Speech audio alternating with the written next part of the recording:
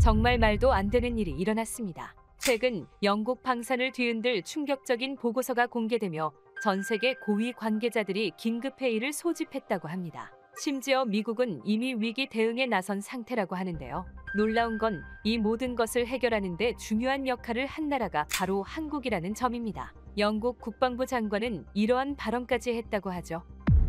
Understanding whiteness and white rage taught by a woman who described the 대체 무슨 일이 있었던 걸까요?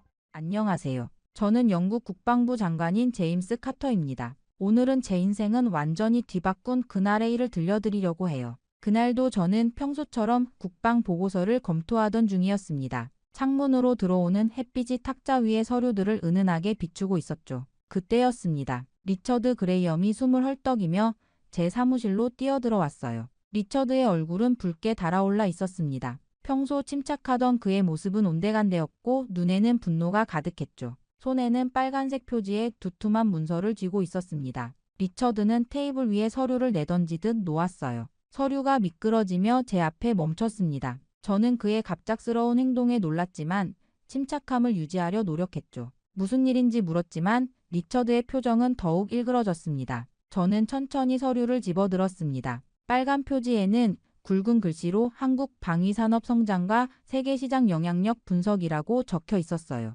처음에는 별 생각이 없었습니다. 한국이라면 미국의 도움으로 겨우 군대를 유지하는 작은 나라라는 인식이 있었으니까요. 하지만 리처드의 얼굴은 점점 더 붉어졌어요. 한국 따위가, 그 동양의 작은 나라가.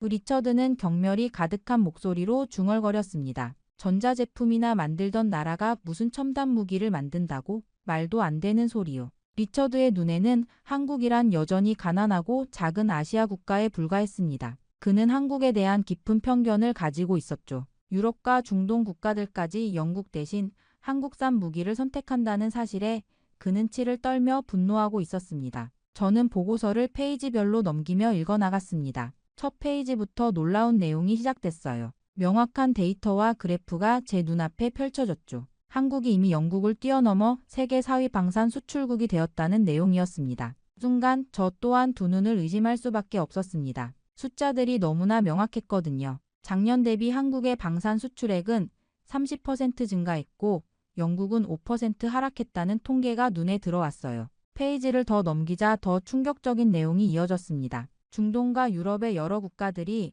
영국 무기 대신 한국산 무기를 선택하고 있다는 거죠. 리처드는 여전히 이 보고서가 조작되었을 거라 믿고 싶어 했습니다. 미국의 도움으로 겨우 군대를 유지하는 나라가 어떻게 이런 성과를 낼 수 있냐며 불평했어요. 리처드의 목소리에는 여전히 불신이 가득했습니다. 하지만 저는 보고서의 내용이 사실임을 직감했어요. 종합분석 페이지에서는 한국의 주요 무기 시스템을 상세히 다루고 있었습니다. K9 자주포는 세계 시장에서 압도적인 점유율을 보이고 있었어요. KF-21 전투기는 독자 개발한 4.5세대 전투기로 가격 대비 성능이 뛰어났죠. 현무 미사일은 정확도와 파괴력에서 높은 평가를 받고 있었습니다. 더 놀라운 것은 AI 드론 시스템이었어요. 한국의 드론 기술은 이미 영국을 훨씬 앞서 있었습니다. 보고서를 읽을수록 가슴이 무거워졌어요. 영국이 자랑하던 방위산업 기술이 한국보다 뒤처지고 있다는 사실을 부정할 수 없었으니까요. 모든 내용이 차트와 수치로 명확하게 증명되고 있었죠. 저는 고민 끝에 입을 열었습니다. 한국을 직접 가서 봐야 한다고 이야기했죠. 그러자 리처드는 잠시 생각에 잠겼습니다. 그러더니 마지못해 고개를 끄덕였어요. 물론 그때는 알지 못했습니다. 그 결정이 저희의 인생을 완전히 뒤바꿔 놓을 거란 사실을 말이죠. 그렇게 한국 방문을 결정한 다음 날 저는 워싱턴에서 온 긴급 연락을 받았습니다. 미국 국방부에서 화상회의를 요청했어요. 런던의 하늘은 다시 흐려졌고 비가 내리기 시작했습니다. 마치 앞으로 다가올 상황을 암시하는 것 같았죠. 회의실에 앉아 있으니 리처드가 여전히 불쾌한 표정으로 들어왔습니다. 그는 이 회의가 시간 낭비라고 생각하는 눈치였어요. 미국이 우리보다 한국에 대해 더 많이 알 리 없다며 한국을 단지 군사적 완충지대로만 여긴다고 투덜거렸습니다. 스크린에 미국 국방부의 동아시아 전략 담당자 윌리엄 하트가 나타났어요. 그의 표정은 무거웠습니다. 영국도 드디어 한국 문제를 인식하기 시작했다는 언급에 리처드는 코웃음을 쳤습니다. 한국이 없으면 무엇이 문제냐는 리처드의 비꼼에 윌리엄의 대답은 간결했어요. 대만 유사시 한국 없이는 미군 작전이 불가능하다는 것이었습니다. 이 말에 저와 리처드는 동시에 놀라 앞으로 몸을 기울였습니다. 미국이 한국을 필요로 한다니요? 세계 최강대국이 그 작은 나라를 의지한다고요? 믿기 어려웠어요. 윌리엄은 화면을 통해 자료를 공유했습니다. 한국의 군사기술에 관한 상세한 보고서였어요. 한국의 AI 방공 시스템은 미국보다 탐지율이 30% 높고 반응 속도가 2배 빠르다는 사실이 눈에 들어왔습니다. 미국조차 한국의 AI 전투 시스템을 도입 중이라는 내용도 있었어요. 특히 한국의 사이버 방어 능력과 무인 전투 시스템은 미군 작전의 필수 요소가 되었다는 설명이 이어졌습니다. 리처드의 얼굴이 창백해졌습니다. 그의 손이 테이블 위에서 떨리고 있었어요. 저도 믿기 힘든 현실에 잠시 말을 잇지 못했습니다. 리처드는 여전히 우리가 한국에 의존해야 한다는 사실을 받아들이지 못하고 있었습니다. 윌리엄은 단호하게 한국은 단순한 동맹국이 아니라 이제 군사기술 파트너이며 영국도 이 사실을 직시해야 한다고 강조했습니다. 미국과의 화상회의가 끝난 직후 저는 국방부 참모들을 긴급히 소집했습니다. 비가 내리는 창밖에서는 천둥 소리가 간간히 들려왔어요. 마치 우리가 내릴 결정의 중요성을 강조하는 듯 했습니다. 참모들은 하나둘 회의실에 모여들었습니다. 그들의 표정은 다양했어요. 호기심, 의문, 불안 등 여러 감정이 뒤섞여 있었죠. 제가 한국 방문 계획을 언급하자 방 안에 긴장감이 감돌았습니다. 저는 앞서 본 보고서와 미국과의 회의 내용을 간략히 설명했어요. 한국의 방위 산업이 이미 영국을 앞질렀다는 사실과 미국마저도 한국의 기술력을 인정하고 있다는 점을 강조했습니다. 말을 마치자 방 안에는 무거운 침묵이 내려앉았어요. 그 침묵을 깬 것은 제임스 콜린스 장군이었습니다. 그는 목소리를 가다듬으며 저에게 질문했어요. 하지만 그의 눈빛에는 이미 반신반의하는 기색이 역력했습니다. 정말 우리가 한국에게 배울 것이 있는지 의문을 제기하는 콜린스의 말에 주변에서 몇몇 고개를 끄덕이는 참모들이 보였습니다. 그들에게 한국은 여전히 작은 아시아 국가에 불과했을지도 모릅니다. 영국의 자존심이 그들의 판단을 흐리게 하고 있었어요. 저는 테이블에 손을 짚으며 단호하게 대답했습니다. 직접 확인해야 한다고요. 우리 스스로의 눈으로 봐야 한다고 강조했어요. 보고서와 화상회의만으로는 충분하지 않다는 것이 제 생각이었습니다. 한국의 기술력과 군사력을 제대로 평가하려면 직접 방문이 필수적이라고 주장했어요. 리처드는 창가에 서서 회의를 지켜보고 있었습니다. 그의 표정은 여전히 회의적이었어요. 그는 한국에 대한 편견을 쉽게 버리지 못하는 것 같았습니다. 하지만 미국과의 회의 내용은 그에게도 충격이었을 거예요. 회의장에서는 의견이 분분했습니다. 일부는 방문이 시간 낭비라고 주장했고 다른 일부는 기술 협력의 가능성을 조심스럽게 언급했어요. 하지만 결국 모든 시선이 저와 리처드에게 집중됐습니다. 리처드는 잠시 생각에 잠긴 듯 했어요. 그리고 마침내 한 걸음 앞으로 나왔습니다. 그의 눈에는 여전히 의심이 있었지만 결단력도 함께 있었어요. 리처드는 마지못해 동의했습니다. 하지만 우리가 직접 확인하고도 받아들일 수 없는 수준이라면 더 이상의 논의는 없을 것이라는 조건을 달았어요. 그의 목소리에는 여전히 불신이 묻어 있었지만 적어도 한국을 직접 볼 의향은 보였습니다. 회의가 끝나고 참모들이 하나둘 떠나갔습니다. 회의실에는 저와 리처드만 남았어요. 창밖에 비는 더 세차게 내리고 있었습니다. 리처드는 여전히 창가에 서서 밖을 바라보고 있었어요. 저는 마음속으로 한국 방문을 준비하기 시작했습니다. 이 여행이 영국 국방의 미래를 바꿀 수도 있다는 생각에 마음이 무거웠어요. 하지만 동시에 새로운 가능성에 대한 기대도 있었습니다. 곧 우리는 한국이라는 미지의 세계를 직접 마주하게 될 것이었어요. 12시간의 긴 비행 끝에 인천국제공항에 도착했습니다. 리처드는 비행기 안에서 줄곧 무뚝뚝한 표정이었어요. 그는 여전히 이 여행이 시간 낭비라고 생각하는 눈치였습니다. 하지만 저는 한국에서 무엇을 발견할지 기대와 긴장이 섞인 마음이었죠. 비행기에서 내리자마자 첫 번째 충격이 시작되었어요. 공항은 제가 상상했던 것과 완전히 달랐습니다. 런던 히드로나 파리 샤를드골과는 전혀 다른 분위기였죠. 마치 영화에서 보던 미래 도시의 한 장면 같았어요. 출입국 심사대로 향했습니다. 긴 줄을 예상했지만 그런 것은 없었어요. 대신 얼굴 인식 시스템이 설치된 게이트가 줄지어 있었습니다. 여권을 스캔하고 카메라를 바라보는 것만으로 단 몇 초 만에 모든 절차가 완료되었어요. 리처드도 놀란 눈치였습니다. 그의 표정이 조금씩 변하기 시작했어요. 이게 대체 뭐지? 리처드가 작게 중얼거렸습니다. 저도 똑같은 생각이었습니다. 유럽의 어느 공항에서도 보지 못한 효율성이었어요. 수화물을 찾으러 가는 길에 더 놀라운 광경이 펼쳐졌습니다. 공항 곳곳에서 AI 로봇들이 자동으로 승객들을 안내하고 있었어요. 작은 로봇부터 인간 크기의 로봇까지 다양했습니다. 한 로봇이 우리에게 다가와 유창한 영어로 인사했습니다. 도움이 필요한지 물었죠. 리처드는 말을 잇지 못했어요. 그의 눈에는 이제 경멸이 아닌 혼란이 가득했습니다. 수화물을 찾고 공항 밖으로 나가자 또 다른 놀라움이 기다리고 있었어요. 우리를 맞이한 것은 운전자가 없는 수소 전기 자율주행 차였습니다. 차량은 저희의 숙소까지 자동으로 안내할 것이라고 했어요. 차에 타자 부드러운 전자음이 우리를 환영했습니다. 리처드는 여전히 말이 없었어요. 그저 창밖을 바라보며 깊은 생각에 잠긴 것 같았습니다. 차는 소음 없이 부드럽게 출발했어요. 서울로 향하는 도로에서 바라본 풍경은 더욱 놀라웠습니다. 미래적인 도시 경관과 초고층 친환경 빌딩들이 지평선을 가득 채우고 있었어요. 건물들은 마치 살아있는 생명체처럼 빛을 발하고 있었습니다. 태양광 패널과 수직 정원이 건물 외벽을 장식하고 있었죠. 이게 우리가 알던 한국이 맞나? 저도 모르게 중얼거렸습니다. 리처드는 여전히 말이 없었지만 그의 얼굴에는 이제 놀라움이 역력했어요. 그가 상상했던 가난하고 작은 아시아 국가의 모습은 온데간데 없었습니다. 우리 앞에 펼쳐진 것은 분명히 런던보다 더 발전된 미래 도시였어요. 차는 우리를 호텔로 안내했습니다. 차창 밖으로 보이는 도시의 모습은 계속해서 저를 놀라게 했어요. 깨끗한 거리, 질서 정연한 교통, 어디서나 보이는 첨단 기술의 흔적들. 이것이 한국의 현실이었습니다. 호텔에 도착하기 직전 리처드가 마침내 침묵을 깼어요. 아직 시작에 불과해. 그의 목소리에는 여전히 의심이 있었지만 그 안에 작은 호기심도 느껴졌습니다. 저는 그가 조금씩 마음을 열기 시작했다는 것을 알 수 있었어요. 하지만 이것은 정말 시작에 불과했습니다. 내일 우리는 한국 국방부를 방문할 예정이었으니까요. 다음 날 아침 우리는 한국 국방부를 방문했습니다. 호텔에서 국방부까지는 30분 정도 걸렸어요.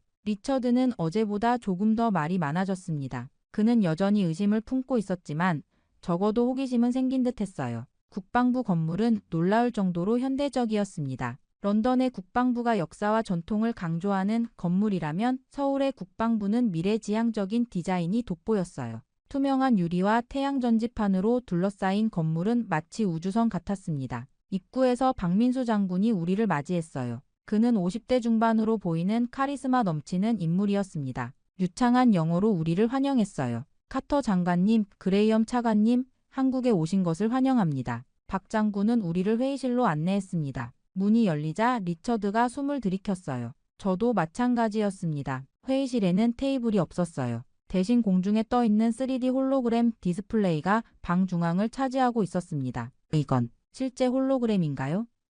제가 물었습니다. 박 장군은 미소를 지었어요. 네, 최신 기술입니다. 우리 전략회의에서 사용하고 있죠. 리처드는 아무 말도 하지 않았지만 그의 눈은 홀로그램에 고정되어 있었습니다. 영국에서는 아직 시제품 단계에 불과한 기술이 여기서는 이미 실용화되어 있었어요. 박 장군이 손을 움직이자 홀로그램이 변했습니다. 처음 나타난 것은 거대한 포신을 가진 자주포였어요. K9 자주포입니다. 현재 세계시장 점유율 1위를 차지하고 있죠. 홀로그램은 자주포의 모든 부분을 세밀하게 보여주었습니다. 포탑이 회전하고 내부 구조가 드러나며 성능 데이터가 옆에 표시되었어요. 유럽, 중동, 아시아 등 세계 각국에 수출된 현황이 지도와 함께 나타났습니다. 박 장군의 또 다른 손짓에 홀로그램이 변했어요. 이번에는 전투기였습니다. KF-21 전투기입니다. 한국이 독자 개발한 4.5세대 전투기죠. 전투기는 홀로그램 안에서 실제로 비행하는 것처럼 움직였어요.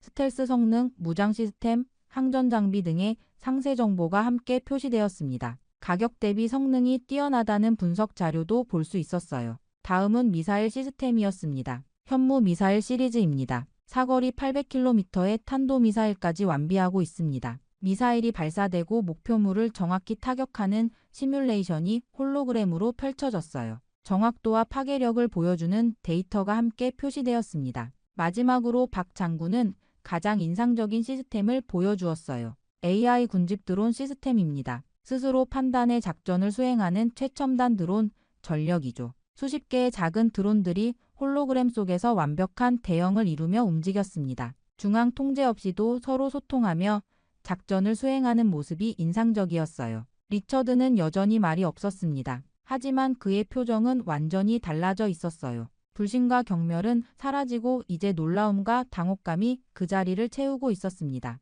브리핑이 끝난 후 박 장군은 우리에게 물었습니다. 질문 있으신가요? 저는 많은 질문이 있었지만 그것들을 정리할 시간이 필요했어요. 이 모든 것이 현실인지 확인하고 싶었습니다. 리처드는 여전히 침묵을 지키고 있었어요. 내일 국방연구소를 방문하시면 더 많은 것을 보실 수 있을 겁니다. 다음 날 아침 우리는 서울 외곽에 위치한 한국국방연구소를 방문했습니다. 어제의 홀로그램 브리핑이 충격적이었지만 오늘은 그 이상의 것을 보게 될 거라는 예감이 들었어요. 리처드는 어제보다 한층 조용해졌습니다. 그의 눈에서는 이제 경멸이 완전히 사라지고 진지한 관심이 깃들기 시작했어요. 연구소는 첨단 보안 시스템으로 철저하게 보호되고 있었습니다. 홍채 인식, 안면 인식, 그리고 몸무게와 걸음걸이까지 분석하는 다중 생체 인증 시스템을 통과해야 했어요. 영국에서는 아직 상상 속에서나 가능한 기술이었습니다. 연구소 내부에서 우리를 맞이한 사람은 이수연 박사였어요. 40대 초반으로 보이는 그녀는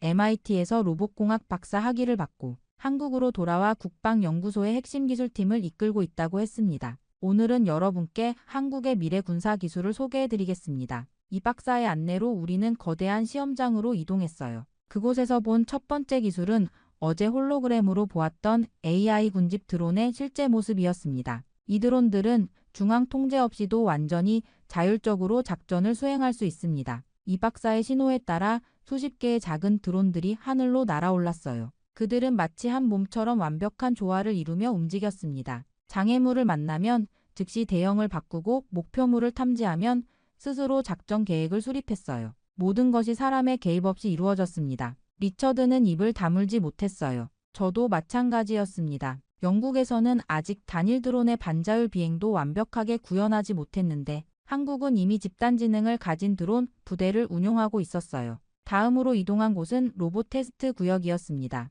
이것은 자율형 전투 로봇입니다. 현재 DMZ에서 실전 운용 중입니다. 인간형 로봇이 아닌 4개의 다리를 가진 로봇이 등장했어요. 어깨를 연상시키는 디자인이었지만 등에는 소형 기관총이 장착되어 있었습니다. 로봇은 험난한 지형을 자유롭게 이동하며 목표물을 정확히 타격했어요. 이 박사는 이 로봇들이 이미 비무장지대에서 경계 임무를 수행하고 있다고 설명했습니다. 세 번째 기술은 직접 볼 수 없었지만 데모 시연을 통해 확인할 수 있었어요. 양자 암호 통신 시스템입니다. 이론적으로 해킹이 불가능한 차세대 군사 통신이죠. 이 박사는 양자 얽힘 현상을 이용한 통신 방식을 설명했어요. 누군가 도청을 시도하는 순간 통신 자체가 파괴되어 침입 시도를 즉시 감지할 수 있다고 했습니다. 이미 한국군 전체 통신망에 적용을 시작했다는 설명에 리처드는 깊은 한숨을 내쉬었어요. 마지막으로 이 박사는 대형 스크린을 통해 한국의 군사 위성 네트워크를 보여주었습니다.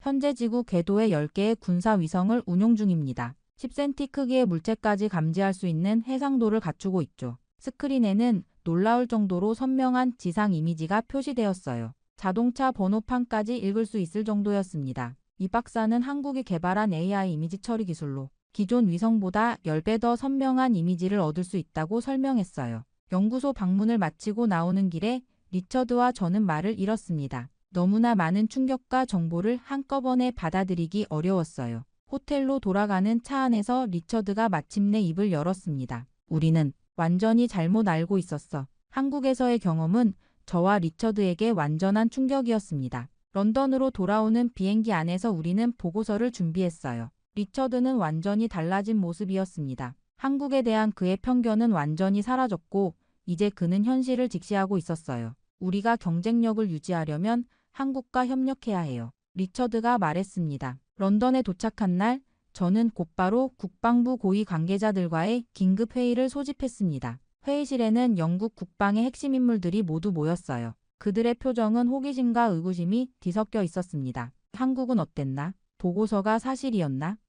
한 참모가 물었어요. 저는 깊은 숨을 들이쉬었습니다. 그리고 서서히 우리가 본 것들을 설명하기 시작했어요. 인천국제공항의 첨단 시스템, 한국 국방부의 3D 홀로그램 브리핑, 그리고 국방연구소에서 본 미래 군사 기술들까지. 말을 할수록 회의실의 분위기는 점점 무거워졌습니다. 솔직히 말해서 한국의 군사력과 기술은 현재 영국보다 훨씬 앞서 있습니다. 제 말에 회의실에서 술렁임이 일었어요. 몇몇은 여전히 믿기 어렵다는 표정이었고 다른 이들은 충격에 빠진 듯 했습니다. 하지만 리처드가 앞으로 나서서 자료를 하나씩 제시하기 시작했어요. 이것은 K9 자주포의 세계 시장 점유율입니다. 이미 우리의 AS-90을 완전히 앞질렀어요. 리처드는 계속해서 KF-21 전투기, 현무 미사일 시리즈, 그리고 AI 군집 드론 시스템에 대한 자료를 보여주었습니다. 그의 설명이 이어질수록 회의실의 침묵은 더욱 깊어졌어요. 가장 놀라운 것은 이겁니다. 리처드가 자율형 전투 로봇과 양자 암호 통신 시스템에 대한 자료를 제시했어요.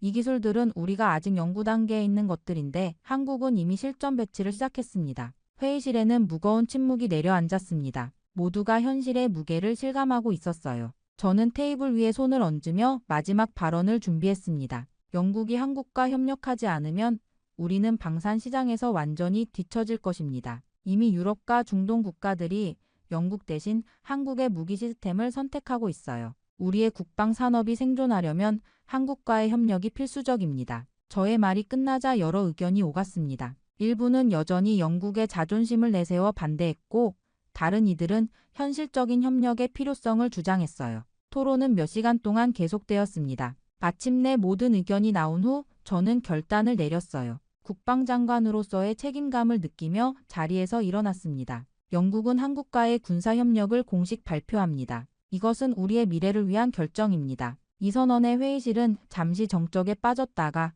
곧 동의의 목소리가 하나둘 들리기 시작했어요. 심지어 처음에 가장 반대했던 이들도 이제는 현실을 받아들이는 듯 했습니다. 회의가 끝나고 저는 창가에 서서 런던의 풍경을 바라보았습니다. 비가 내리기 시작했어요. 하지만 이번에는 그 비가 우울하게 느껴지지 않았습니다. 오히려 새로운 시작을 알리는 것 같았어요. 리처드가 다가와 제 옆에 섰습니다. 그의 얼굴에는 이제 결연한 의지가 보였어요. 우리가 올바른 결정을 내렸습니다. 그렇게 한국과의 군사협력 발표 이후 며칠 동안 영국 국방부는 완전히 새로운 분위기에 휩싸였습니다. 오랜 역사와 전통을 자랑하던 조직에 신선한 바람이 불어온 느낌이었어요. 협력 계획을 구체화하기 위한 준비가 분주하게 진행되었습니다. 내각회의에서 총리는 저를 불러 중요한 임무를 맡겼어요. 한국과의 협력 프로그램 총괄 책임자로 임명한다는 것이었습니다. 영국 국방의 미래가 달린 중책이었어요. 카터 장관, 당신이 이 임무를 맡아주기 바랍니다. 한국을 직접 보고 온 당신이 가장 적합한 인물이요. 총리의 말에 저는 깊은 책임감을 느꼈습니다. 한국에서 본 것들은 여전히 제 머릿속에 선명했어요. 그들의 기술 혁신 그리고 미래를 향한 비전이 영국에도 필요했습니다. 임명식이 끝난 후 저는 새로운 사무실로 안내되었어요. 넓은 창문으로 런던의 전경이 펼쳐진 공간이었습니다. 테이블 위에는 이미 한국과의 초기 협력 안건이 담긴 서류들이 놓여 있었어요. 리처드가 문을 두드리고 들어왔습니다. 그의 얼굴에는 이제 자신감이 넘쳤어요. 한국에서 돌아온 이후 그는 가장 열정적인 협력 지지자가 되었습니다. 축하합니다, 제임스. 당신이 일을 맡게 되어 다행이에요. 리처드는 그동안 준비한 세부 계획서를 내밀었습니다. K9 자주포의 기술 도입, KF-21 전투기와의 공동 연구, AI 드론 시스템 개발 협력 등 구체적인 프로젝트들이 담겨 있었어요. 역사적인 변화가 될 겁니다. 영국 국방의 새로운 시대를 열게 될 거예요. 리처드의 눈에는 흥분이 가득했습니다. 불과 몇 주 전까지 한국을 무시하던 그의 모습은 찾아볼 수 없었어요.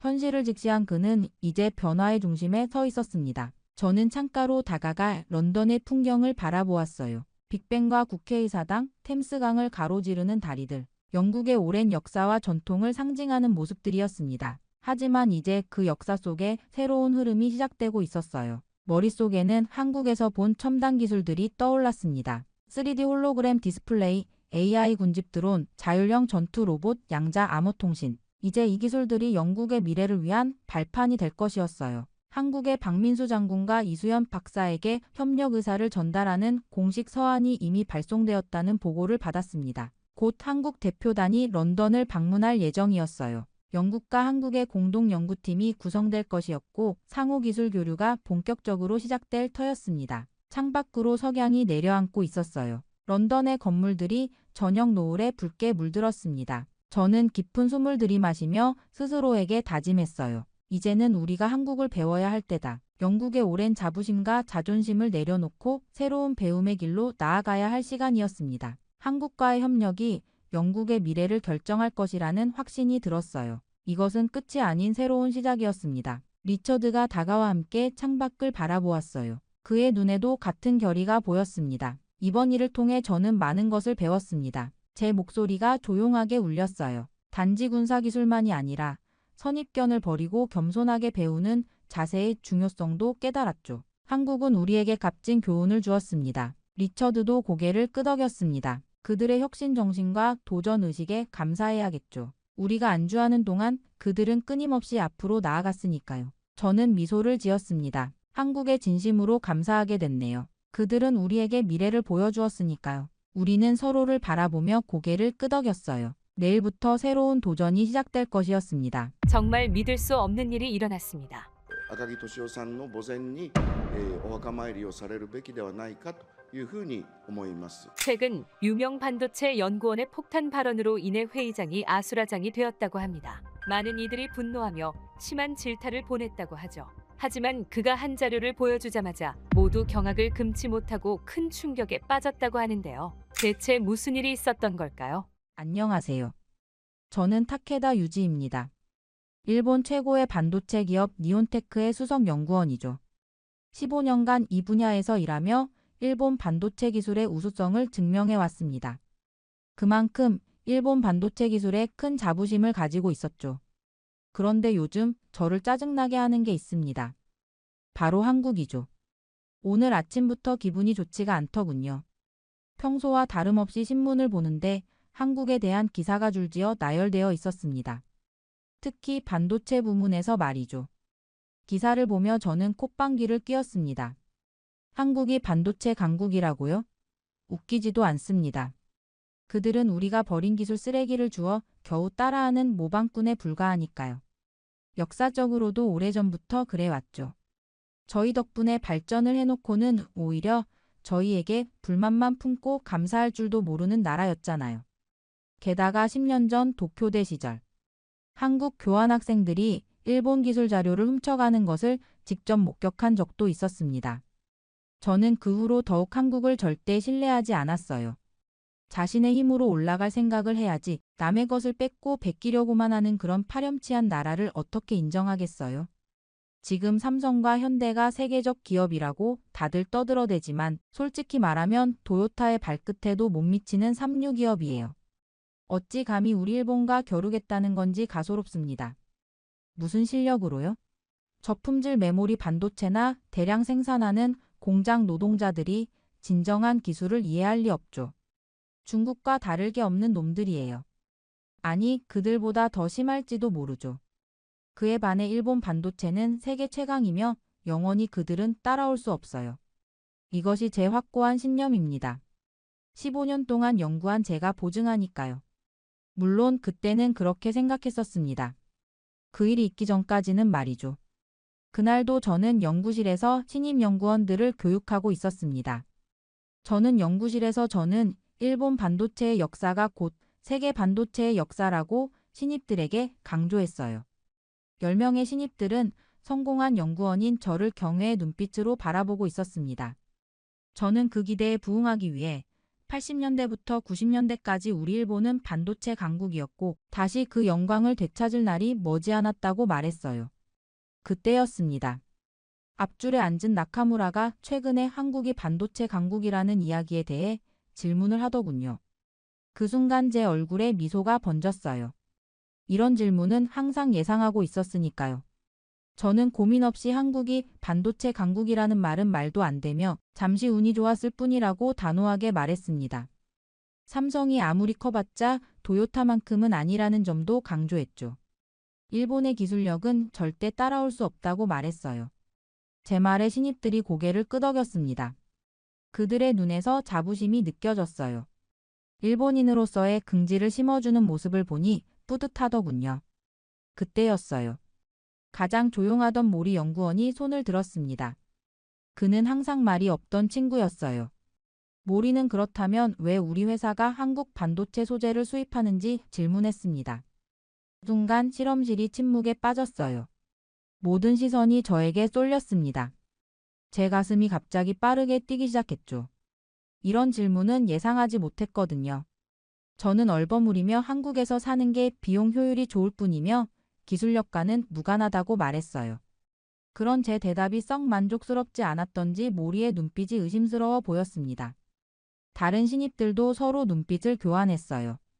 그 순간 제 속에서 작은 불안감이 자라나기 시작했죠.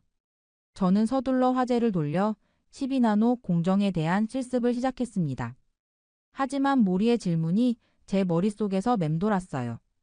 이후 저는 제 사무실로 돌아와 컴퓨터를 켜고 검색창에 글로벌 반도체 시장 점유율이라고 입력했습니다. 단순한 호기심이 제 손가락을 움직이게 했어요. 모리의 질문이 계속 제 머릿속을 맴돌았죠. 정확한 데이터를 확인해 그를 논리적으로 반박하겠다는 생각이었습니다. 어차피 한국 따위가 일본을 이길 리 없다고 확신했어요. 하지만 검색 결과가 나타난 순간 제 얼굴에서 혈색이 싹 가셨습니다. 눈앞이 어지러워지기 시작했어요. 삼성전자 반도체 시장 점유율 35%, SK하이닉스 점유율 18%, 일본 반도체 기업들의 점유율 합계 2%. 뭐지? 이게 말이 돼?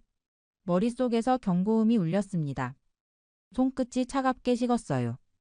일본 반도체가 이렇게 약해졌다니. 말도 안 됩니다. 거짓이에요. 가짜 뉴스겠죠. 급하게 다른 사이트들도 검색했습니다. 손가락이 키보드를 미친 듯이 두드렸어요. 조작된 데이터일 거예요. 하지만 모든 결과는 같았습니다. 제 심장이 미친 듯이 뛰기 시작했어요. 귓가에 쿵쿵 소리가 울렸습니다. 더 충격적인 사실을 발견했어요. 삼성전자의 시가총액이 도요타의 2배라니. 이건 모욕입니다. 일본의 자존심인 도요타보다 한국 기업이 2배나 크다고요? 제 뺨이 화끈거렸습니다. 일본 반도체 기업들은 글로벌 시장에서 거의 사라졌다는 기사까지 나왔어요. 헛소리. 화를 참지 못하고 소리를 질렀습니다. 그 한국 놈들이. 그들이 어떻게. 불가능해요. 15년간 한 번도 의심하지 않았던 제 신념이 무너지는 소리가 귓가에 들렸습니다. 머리가 지끈거렸어요. 일본 반도체는 다시 부활할 거라고 스스로에게 되뇌었지만 제 목소리는 떨리고 있었습니다. 손바닥에 식은땀이 맺혔어요. 혹시 제가 15년 동안 착각 속에 살아온 걸까요? 그때 이메일 알림이 울렸습니다. 새로운 소식이 들어왔어요. 제목만 보고도 심장이 바닥으로 추락하는 느낌이었습니다. 삼성 일본 반도체 소재 기업 교토 마테리얼 인수. 손에 들고 있던 커피잔이 바닥에 떨어졌어요. 뜨거운 커피가 바지를 적셨지만 고통조차 느끼지 못했습니다. 교토 마테리얼은 우리 회사의 핵심 공급 업체였어요. 머릿속이 하얗게 변했습니다. 이건 단순한 시장 점유율 문제가 아니었어요. 일본의 기술 주권이 무너지고 있었습니다. 기사에는 산업평론가의 말이 인용되어 있었어요. 이제 일본이 한국 반도체에 의존해야 한다고. 그 단어들이 제 자존심을 칼로 베는 것 같았습니다. 구역질이 날 것 같았어요. 일본이 한국에 의존한다고? 세계 2차 대전 이후 전자산업의 선두주자였던 우리 일본이? 불가능합니다. 하지만 충격은 계속되었어요. 니온테크의 최대 고객사였던 소니와 도시바가 한국 반도체 기업과 직거래를 시작했다는 소식이었습니다. 미츠비시 전자도 삼성과 반도체 협력 계약을 체결했어요. 배신자들. 모두 일본을 배신했습니다. 분노가 치밀어 올랐어요. 이대로라면 니온테크의 매출은 40%나 감소할 위기였습니다. 숨이 막힐 것 같았어요. 세상이 무너지는 느낌이었습니다. 15년간 믿어온 모든 것이 거짓이었나요?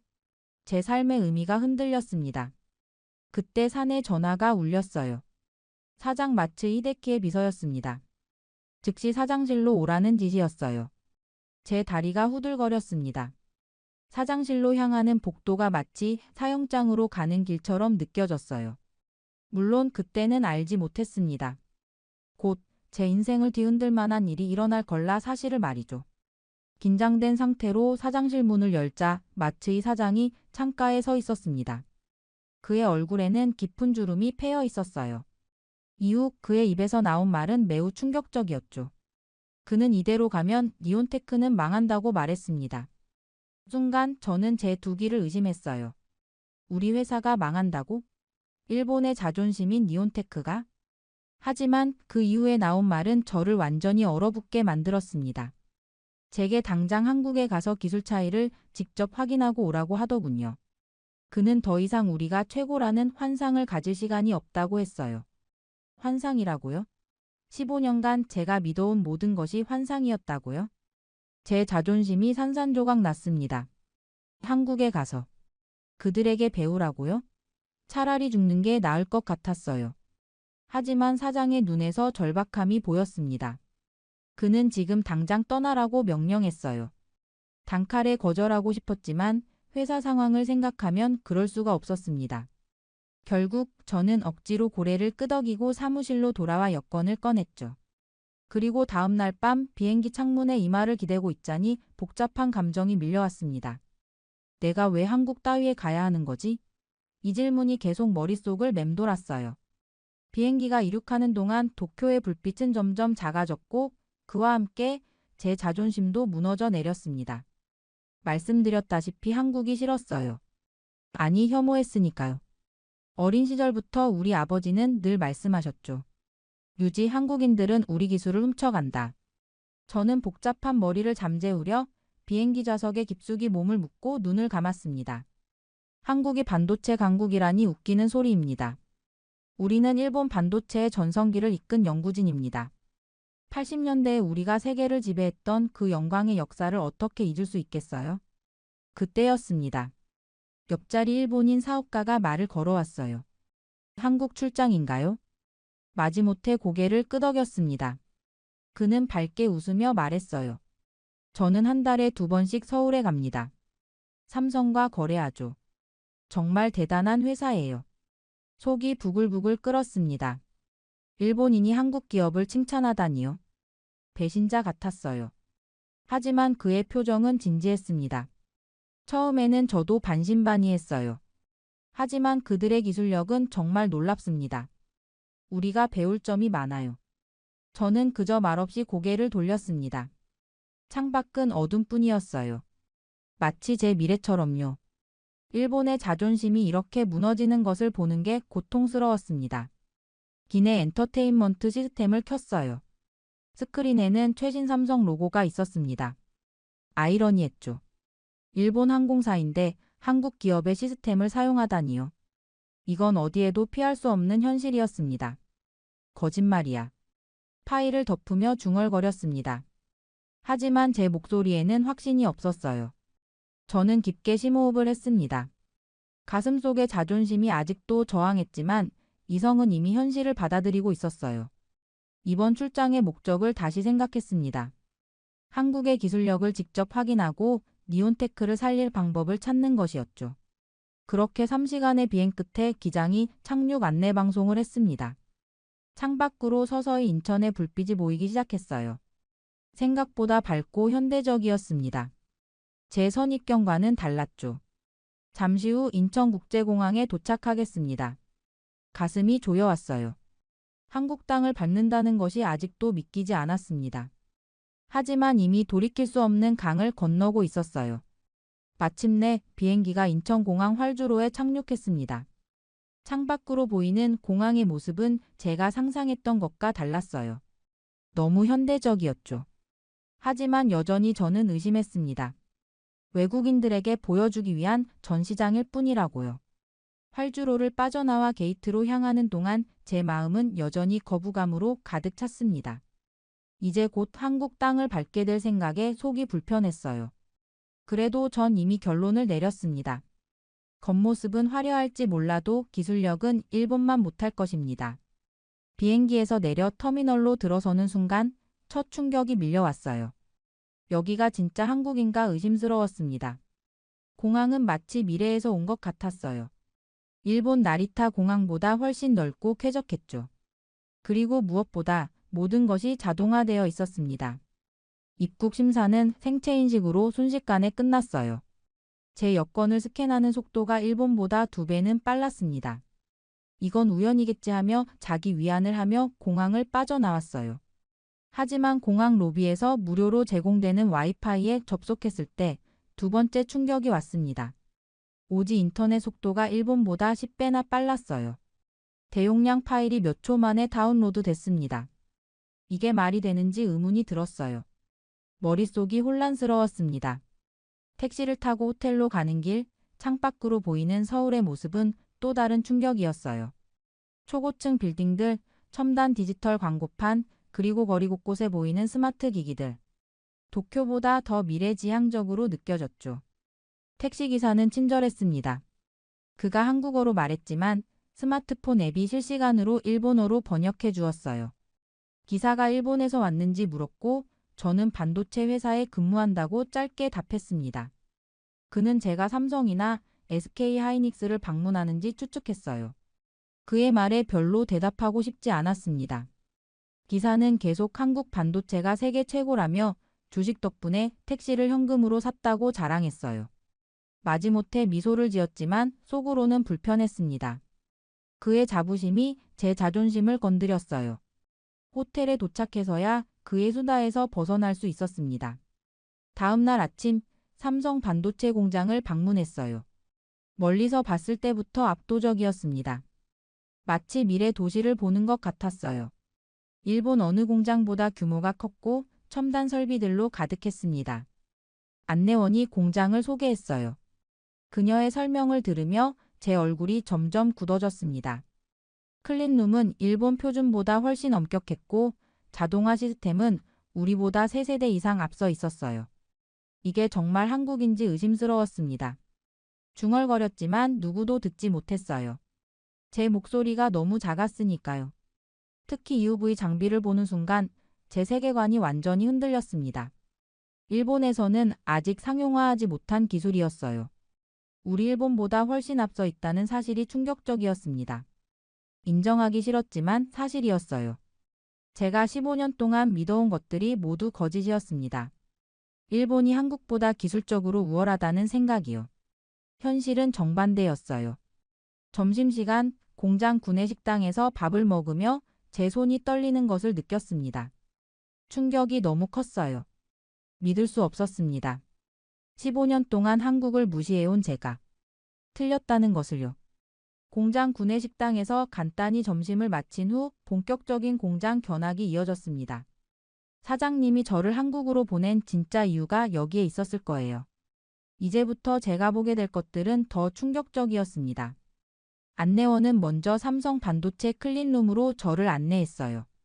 방진복을 입고 특수 에어 샤워실을 통과하는 순간 숨이 막혔습니다.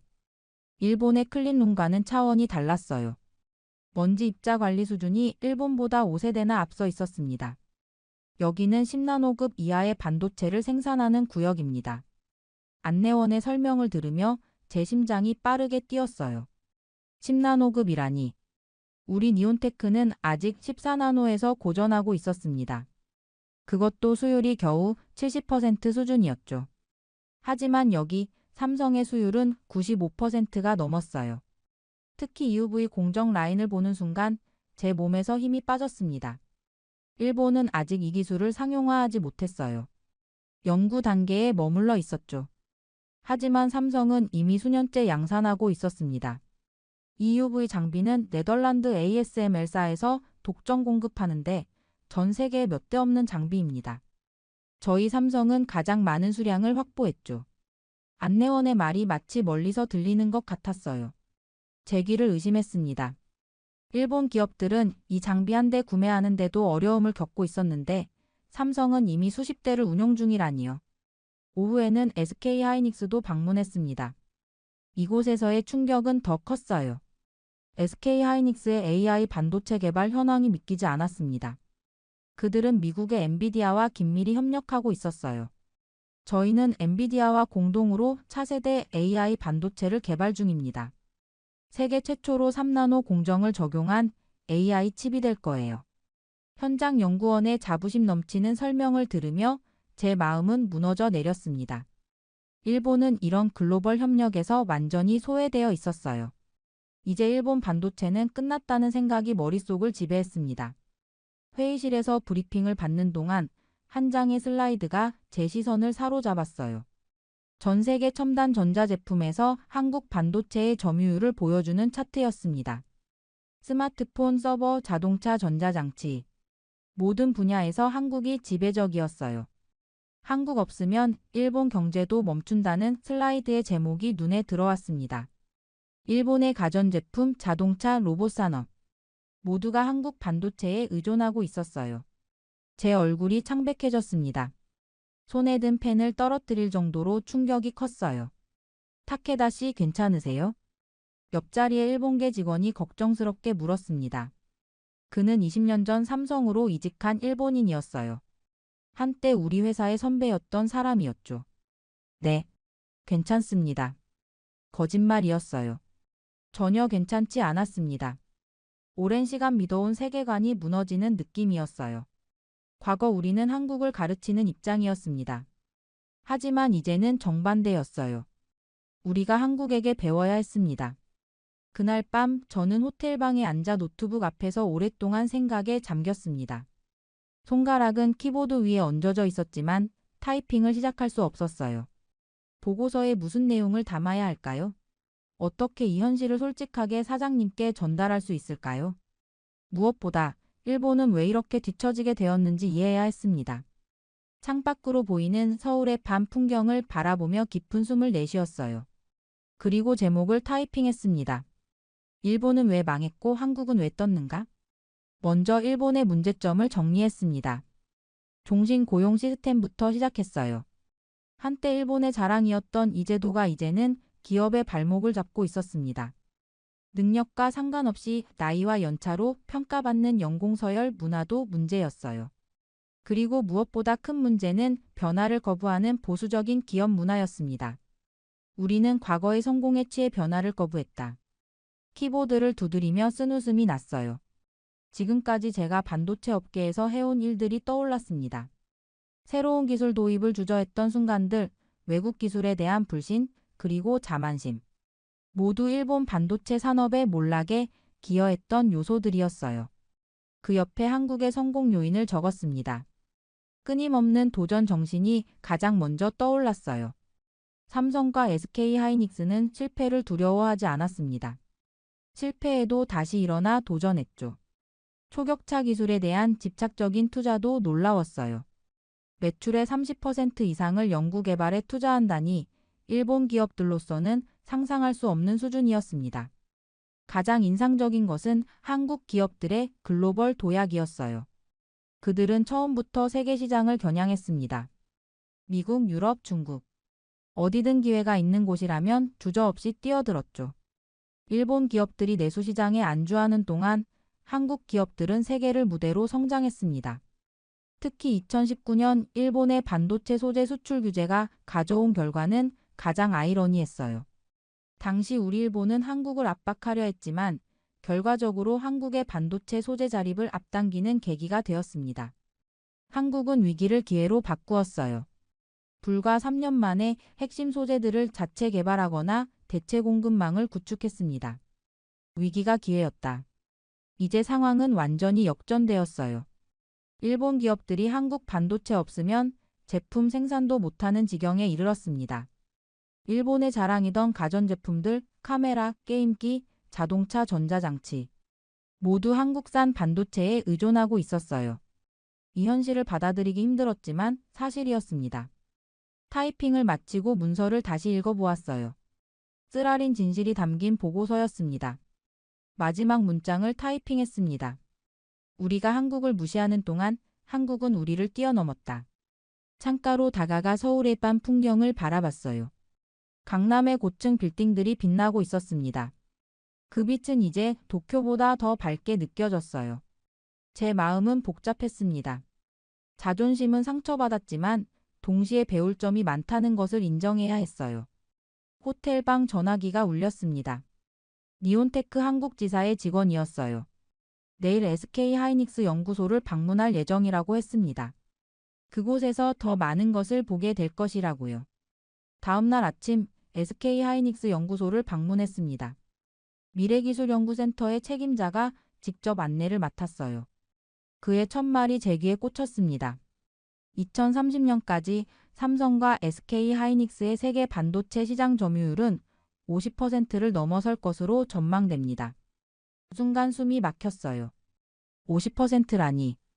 현재도 두 회사의 점유율이 이미 40%에 육박한다고 했습니다. 작년보다 5% 증가했다는 사실이 충격적이었어요.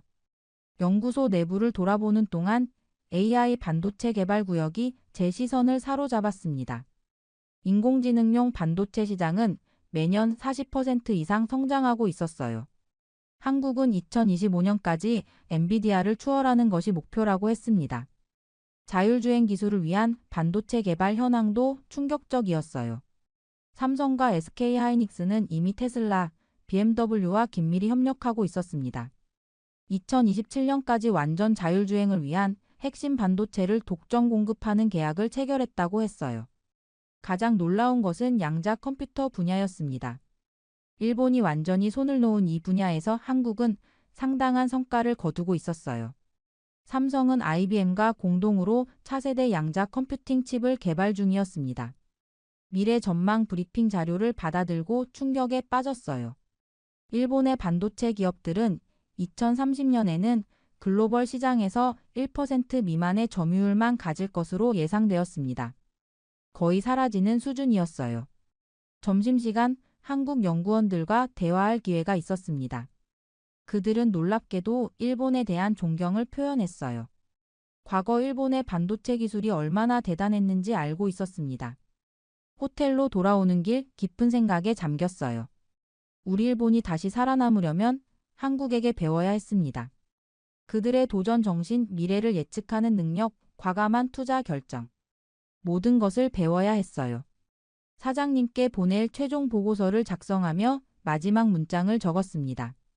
우리가 다시 살아남으려면 한국에게 배워야 합니다. 그렇게 저는 일본으로 돌아가는 비행기에 몸을 실었습니다. 창밖으로 작아지는 서울의 불빛을 바라보며 지난 며칠간의 경험을 정리했어요. 이제 모든 것이 명확해졌습니다.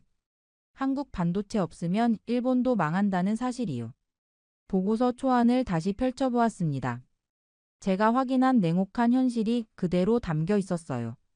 일본의 모든 첨단 산업 마이너스 자동차, 로봇, 전자제품, 심지어 의료기기까지 마이너스 모두 한국 반도체에 의존하고 있었습니다. 우리가 그토록 무시했던 나라가 이제는 우리의 생명줄을 쥐고 있었어요. 반도체 전쟁에서 한국은 이미 압도적으로 승리했습니다.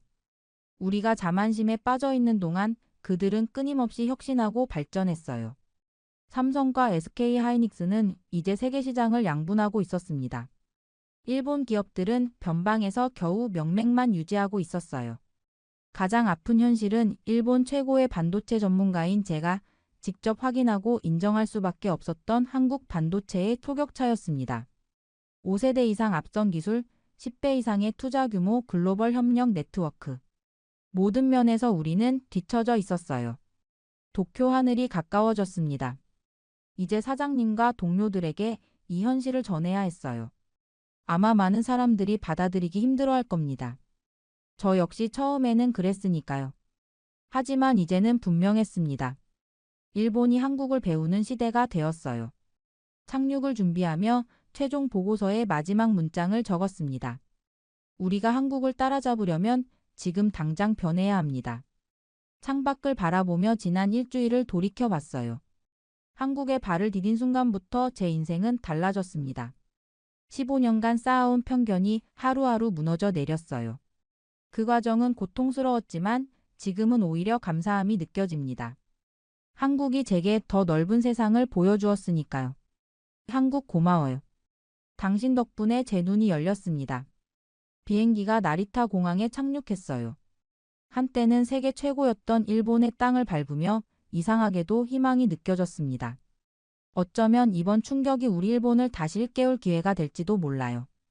진정한 혁신과 도전의 정신을 되찾을 수 있을지도 모릅니다. 내일 사장님께 보고할 생각을 하니 긴장되었지만 동시에 확신이 들었습니다. 이것이 우리가 가야 할 길이라는 확신이요. 일본의 반도체 산업을 다시 일으키기 위해 우리는 한국에게 배워야 합니다. 이제 시작입니다. 정말 믿을 수 없는 일이 일어났습니다. 얼마 전 일본에서 한글에 대한 비밀 연구 자료가 발견되면서 많은 이들이 경악을 금치 못했다고 합니다. 충격적인 건 연구에 일본 정부가 가담했다는 사실이죠. 모든 것이 밝혀지자 결국 사람들은 분노했고 진실을 밝히라는 시위까지 일어났다고 합니다. 심지어 한저명한 교수는 용기를 내어 폭탄 발언을 했다고 하는데요. 高木俊夫さんの墓前に、お墓参りをされるべきではないかというふうに 대체 무슨 일이 있었던 걸까요? 안녕하세요. 저는 미즈노 아카리입니다. NHK 역사 다큐멘터리 제작부 PD로 일하고 있죠. 저는 항상 제 직업에 만족해왔습니다. 우월한 일본의 아름다운 역사와 문화를 많은 이들에게 알릴 수 있으니까요. 우리의 역사와 문자는 세계에서 가장 아름답고 정교하거든요. 어렸을 때부터 항상 그렇게 믿으며 살아왔죠. 하지만 요즘 이런 저를 너무 짜증나게 하는 게 있어요. 바로 한국이죠. 한국은 항상 일본의 그림자에 가려진 나라였습니다. 그들의 문화는 중국과 일본 문화의 열등한 모방에 불과하다고 항상 생각했어요. 특히 그들의 문자인 한글은 단순하고 조잡해 보였죠. 일본의 아름다운 히라가나와 가타카나에 비하면 그들의 언어는 그림 그리다 만들어낸 낙서에 불과해 보였어요. 그런데 그런 언어를 배우는 젊은 층이 늘어나고 있다니 이게 바로 다 그 시끄러운 케이팝과 멜로만 주구장창 써대는 한국 드라마 때문이에요. 일본의 이런 아름다움을 보지 못하고 모두가 쓸데없는 데에 눈을 돌리고 있는 게 말이죠. 심지어 얼마 전에는 한국어로 대화하는 학생들을 보기까지 했어요. 처음에는 한국인인가 싶었는데 확실히 일본인이 맞더군요. 어떻게 그럴 수가 있죠? 차라리 영어나 중국어면 모르겠어요. 여러모로 쓰일 데가 많을 테니까요. 하지만 한글이요? 정말 시간 낭비이죠. 그런 모습을 볼 때마다 제 마음은 타들어가는 것만 같습니다. 일본의 문화들을 모방하기만 하는 그런 나라를 숭배하다니. 이건 세상이 미쳐 돌아가는 것과 다를 게 없다고 생각했죠. 물론 그 일을 막기 전까지는 말입니다. 아직도 그날의 기억이 생생합니다. 일본 디지털화 역사에 관한 다큐멘터리를 준비하기 위해 도서관에 들른 날이 말이죠. 저는 도쿄의 명문대학 기록보관소의 오래된 서가 사이를 걸으며 자료를 찾고 있었습니다.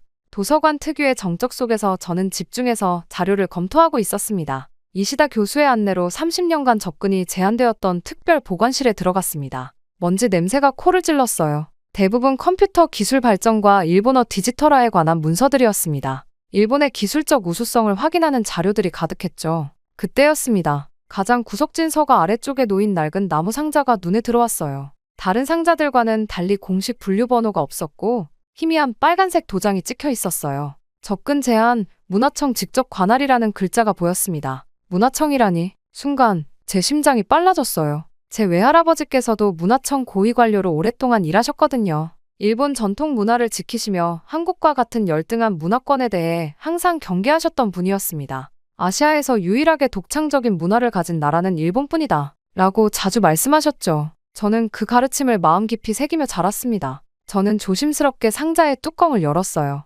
안에는 누런색으로 변한 서류 뭉치가 정돈되어 있었습니다. 맨 위에 놓인 문서를 살펴보는 순간 제 손이 떨리기 시작했어요. 문서 상단에는 일본 정부 공식 도장과 함께 제 외할아버지의 서명이 선명하게 있었습니다. 미즈노 게니치, 제 어머니의 아버지였죠. 하지만 더 충격적인 건 다음이었어요. 문서 본문은 한글로 작성되어 있었습니다. 한글이라니, 그 조잡하고 단순한 문자였어요. 외할아버지가 왜 한글 문서에 서명을 했을까요? 불쾌감이 목구멍까지 차올랐습니다. 한국은 항상 일본을 모방하며 질투해온 열등한 나라였어요. 그들의 문화는 깊이가 없었고 역사적 업적도 보잘것없었죠. 그런 나라의 문자를 외할아버지가 연구했다는 사실이 믿기지 않았습니다. 어떻게 이런 열등한 문자를 외할아버지가 연구할 수 있지? 이시다 교수는 이 문서가 80년대 말 일본 정부가 비밀리에 진행했던 컴퓨터 시대를 대비한 문자책의 효율성 연구와 관련이 있다고 했어요. 그 말을 듣는 순간 뭔가 큰 비밀이 이 상자 안에 숨겨져 있다는 직감이 들었습니다.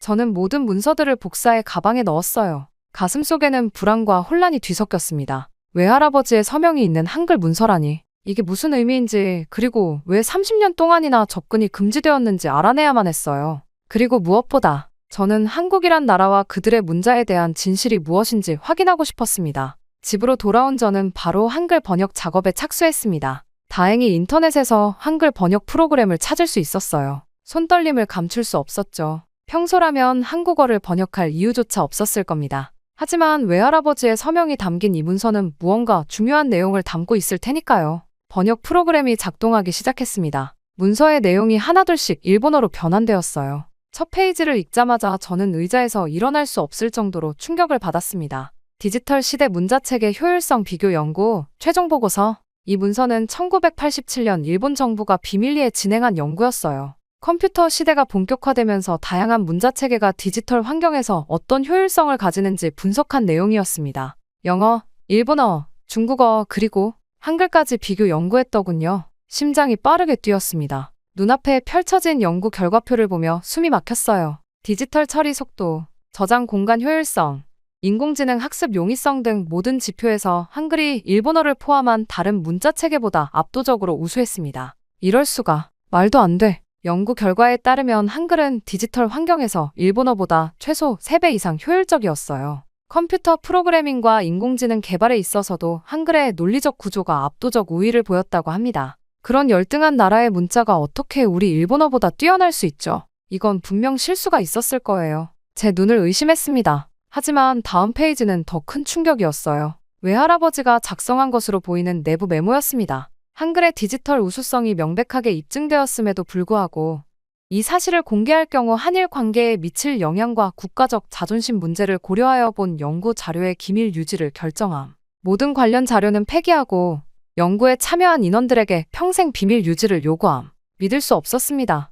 외할아버지께서 이런 결정을 내리셨다니요. 저는 지금까지 일본이 모든 면에서 아시아 최고라고 믿어왔어요. 특히 한국은 늘 일본의 그림자 속에 있는 나라로만 생각했죠. 그런데 이 문서는 그 모든 믿음을 뒤흔들었습니다. 눈물이 나왔어요. 분노인지 혼란인지 모를 감정이 복받쳐 올랐습니다. 문서 더미를 뒤적이다 보니 실제 테스트 보고서도 있었어요. 다양한 언어로 동일한 프로그래밍 작업을 수행한 시간을 비교한 차트였죠. 한글로 작성된 코드가 일본어로 작성된 것보다 처리 속도가 3.7배 빨랐다는 결과였습니다. 그리고 마지막 페이지에는 외할아버지의 개인적인 메모가 있었어요. 한글의 우수성은 부정할 수 없는 사실이다. 세종대왕의 창제 원리가 500년 전에 이미 현대 디지털 시대에 적합한 구조를 갖추었다는 점은 경이롭다. 그러나 일본의 현 상황에서 이 사실을 인정하는 것은 불가능하다. 국가적 자존심과 경쟁 관계에 있는 한국에 대한 우월성을 유지해야 한다. 저는 그 자리에 그대로 주저앉았습니다. 방금 읽은 내용이 진실이라면 제가 지금까지 믿어온 모든 것이 거짓이었다는 뜻이겠죠.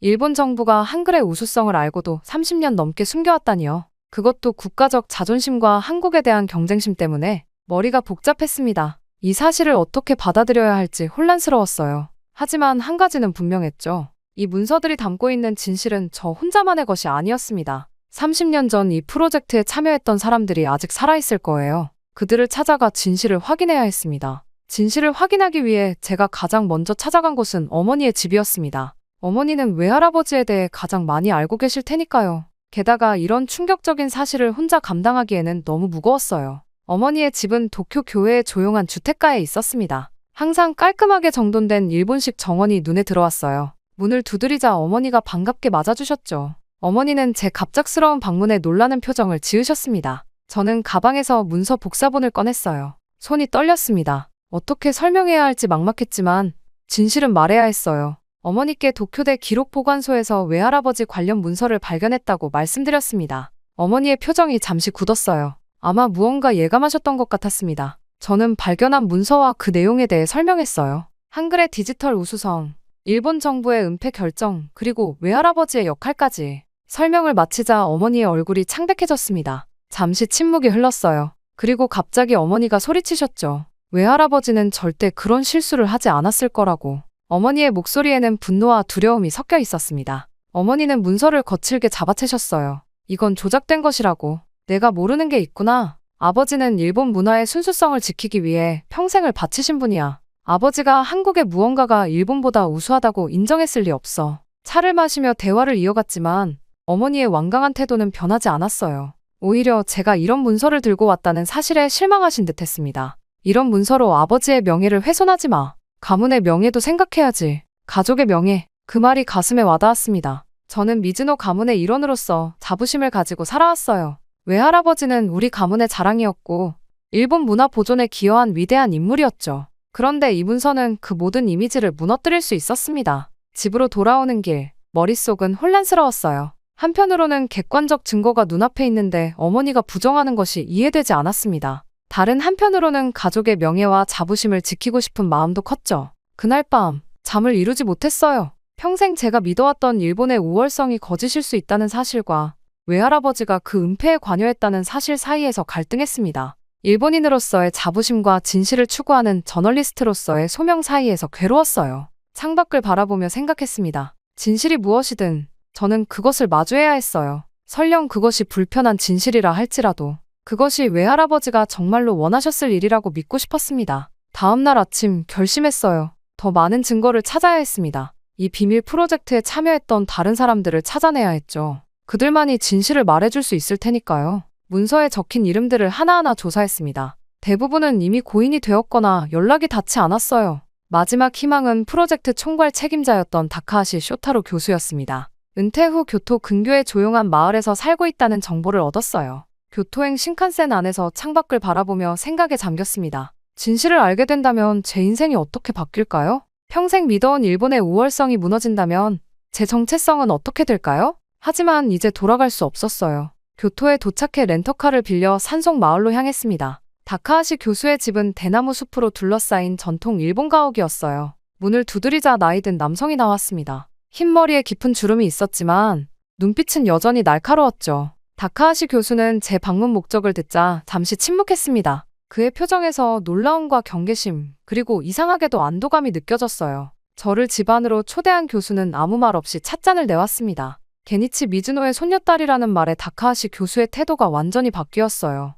그의 눈에서 눈물이 맺혔습니다. 30년이 넘게 가슴에 묻어둔 비밀을 털어놓을 때가 왔다고 말했죠. 교수는 1987년 당시 상황을 자세히 설명했습니다. 일본 정부는 컴퓨터 시대를 대비해 세계 각국의 문자책의 효율성을 비교 연구했어요. 처음에는 일본어가 가장 효율적일 거라 예상했지만 연구 결과는 충격적이었습니다. 한글이 모든 측면에서 압도적으로 우수했어요. 특히 충격적인 사실은 일본 정부가 이 사실을 알고 난 후의 대응이었습니다. 다카하시 교수는 떨리는 목소리로 말했어요. 일본 정부는 한글의 우수성을 처음부터 알고 있었으나 한국을 인정할 수 없어서 의도적으로 은폐했다고. 일본의 자존심과 한국에 대한 경쟁심이 진실보다 우선시되었던 거죠. 교수는 방 안쪽 서재로 들어가 오래된 금고를 열었습니다. 그 안에서 낡은 문서 뭉치를 꺼냈어요. 원본 연구 자료였습니다. 교수는 이 자료를 폐기하라는 지시를 받았지만 연구자로서의 양심 때문에 몰래 보관해왔다고 했죠. 이건 당신 외할아버지에게도 큰 고민이었소.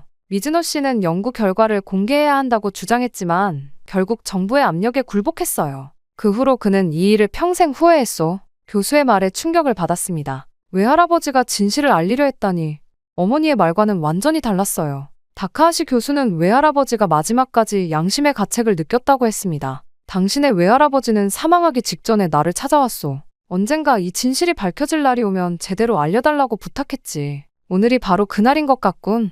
교수는 모든 연구 자료를 저에게 건네주었습니다. 디지털화되지 않은 원본 데이터, 실험 결과표, 회의록까지. 이제 부정할 수 없는 증거가 제 손에 있었어요. 교수의 진심 어린 후회와 고백은 제 내면을 강하게 흔들었습니다. 그가 말한 마지막 한마디가 제 가슴에 박혔어요. 진실은 결국 물과 같소. 아무리 막아도 새어나오게 되어 있지. 30년이 지났지만 이제라도 세상이 알아야 할 때가 온 것 같소. 교토를 떠나는 기차 안에서 교수가 준 자료들을 들여다보았습니다. 확실한 증거가 눈앞에 있었어요. 이제 제가 해야 할 일은 분명했습니다. 진실을 확인하고 그것을 어떻게 세상에 알릴지 결정하는 것. 그러나 먼저 제 자신의 편견과 마주해야 했어요. 한국과 한글에 대한 제 생각이 잘못되었다면 다른 무엇이 또 잘못되었을까요? 도쿄로 돌아오는 기차 안에서도 다카하시 교수의 말이 계속 머릿속을 맴돌았습니다. 30년 전 연구 결과가 정말 정확하다면 왜 일본 정부는 그토록 필사적으로 숨기려 했을까요? 한글이 정말 디지털 환경에서 일본어보다 효율적일 수 있을까요? 저는 누군가의 말이나 오래된 문서만으로는 확신할 수 없었어요. NHK 다큐멘터리 PD로서 직접 사실을 검증해야 했습니다. 집에 도착하자마자 계획을 세웠어요. 현대 기술로 다시 한번 한글과 일본어의 디지털 효율성을 비교해 보기로 했습니다. 대학 시절 친구인 나카무라 히로시에게 연락했어요. 그는 현재 도쿄공대에서 인공지능 언어 처리 연구를 하고 있었습니다. 프로젝트의 민감성을 고려해 모든 내용을 말하진 않았어요. 단지 다큐멘터리를 위한 연구라고만 설명했죠. 히로시의 연구실은 최첨단 장비로 가득했습니다. 저는 다카하시 교수에게 받은 1980년대 연구 방법론을 참고해 새로운 실험을 설계했어요. 같은 내용의 텍스트를 일본어와 한글로 준비하고 컴퓨터 프로세싱 속도, 메모리 사용량, 인공지능 학습 효율성 등을 측정했습니다. 첫 번째 테스트는 텍스트 인식 속도였어요. 동일한 내용을 담은 일본어와 한글 문서를 스캔해 디지털화하는 시간을 측정했습니다. 결과는 놀라웠어요. 한글 문서가 일본어보다 평균 2.8배 빠르게 처리되었습니다.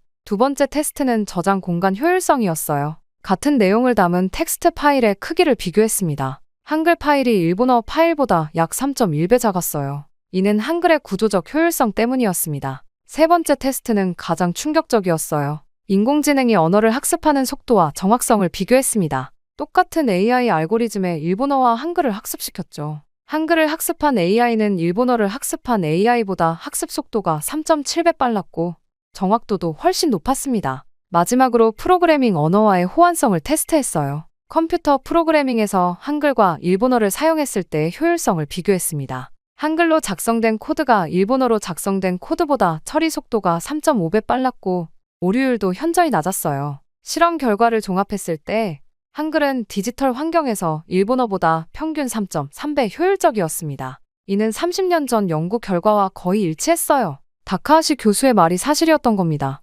결과를 확인하면서 제 손이 떨렸어요. 이건 단순한 효율성의 문제가 아니었습니다. 저의 정체성, 일본인으로서의 자부심, 그리고 평생 배워온 한국에 대한 편견까지 흔들리는 순간이었어요. 연구실을 나오면서 머리가 복잡했습니다. 한글이 디지털 시대의 이상적인 문자체계라는 사실을 받아들이기 어려웠어요. 하지만 객관적인 데이터 앞에서 제 편견은 설 자리를 잃었습니다. 집으로 돌아오는 길, 거리에 일본어 간판들이 다르게 보였어요. 복잡한 가나와 한자로 이루어진 우리 문자가 아름답긴 하지만 효율성 측면에서는 분명한 한계가 있었습니다. 그날 밤 컴퓨터 앞에 앉아 한국어 학습 사이트를 열었어요. 호기심에서였을까요?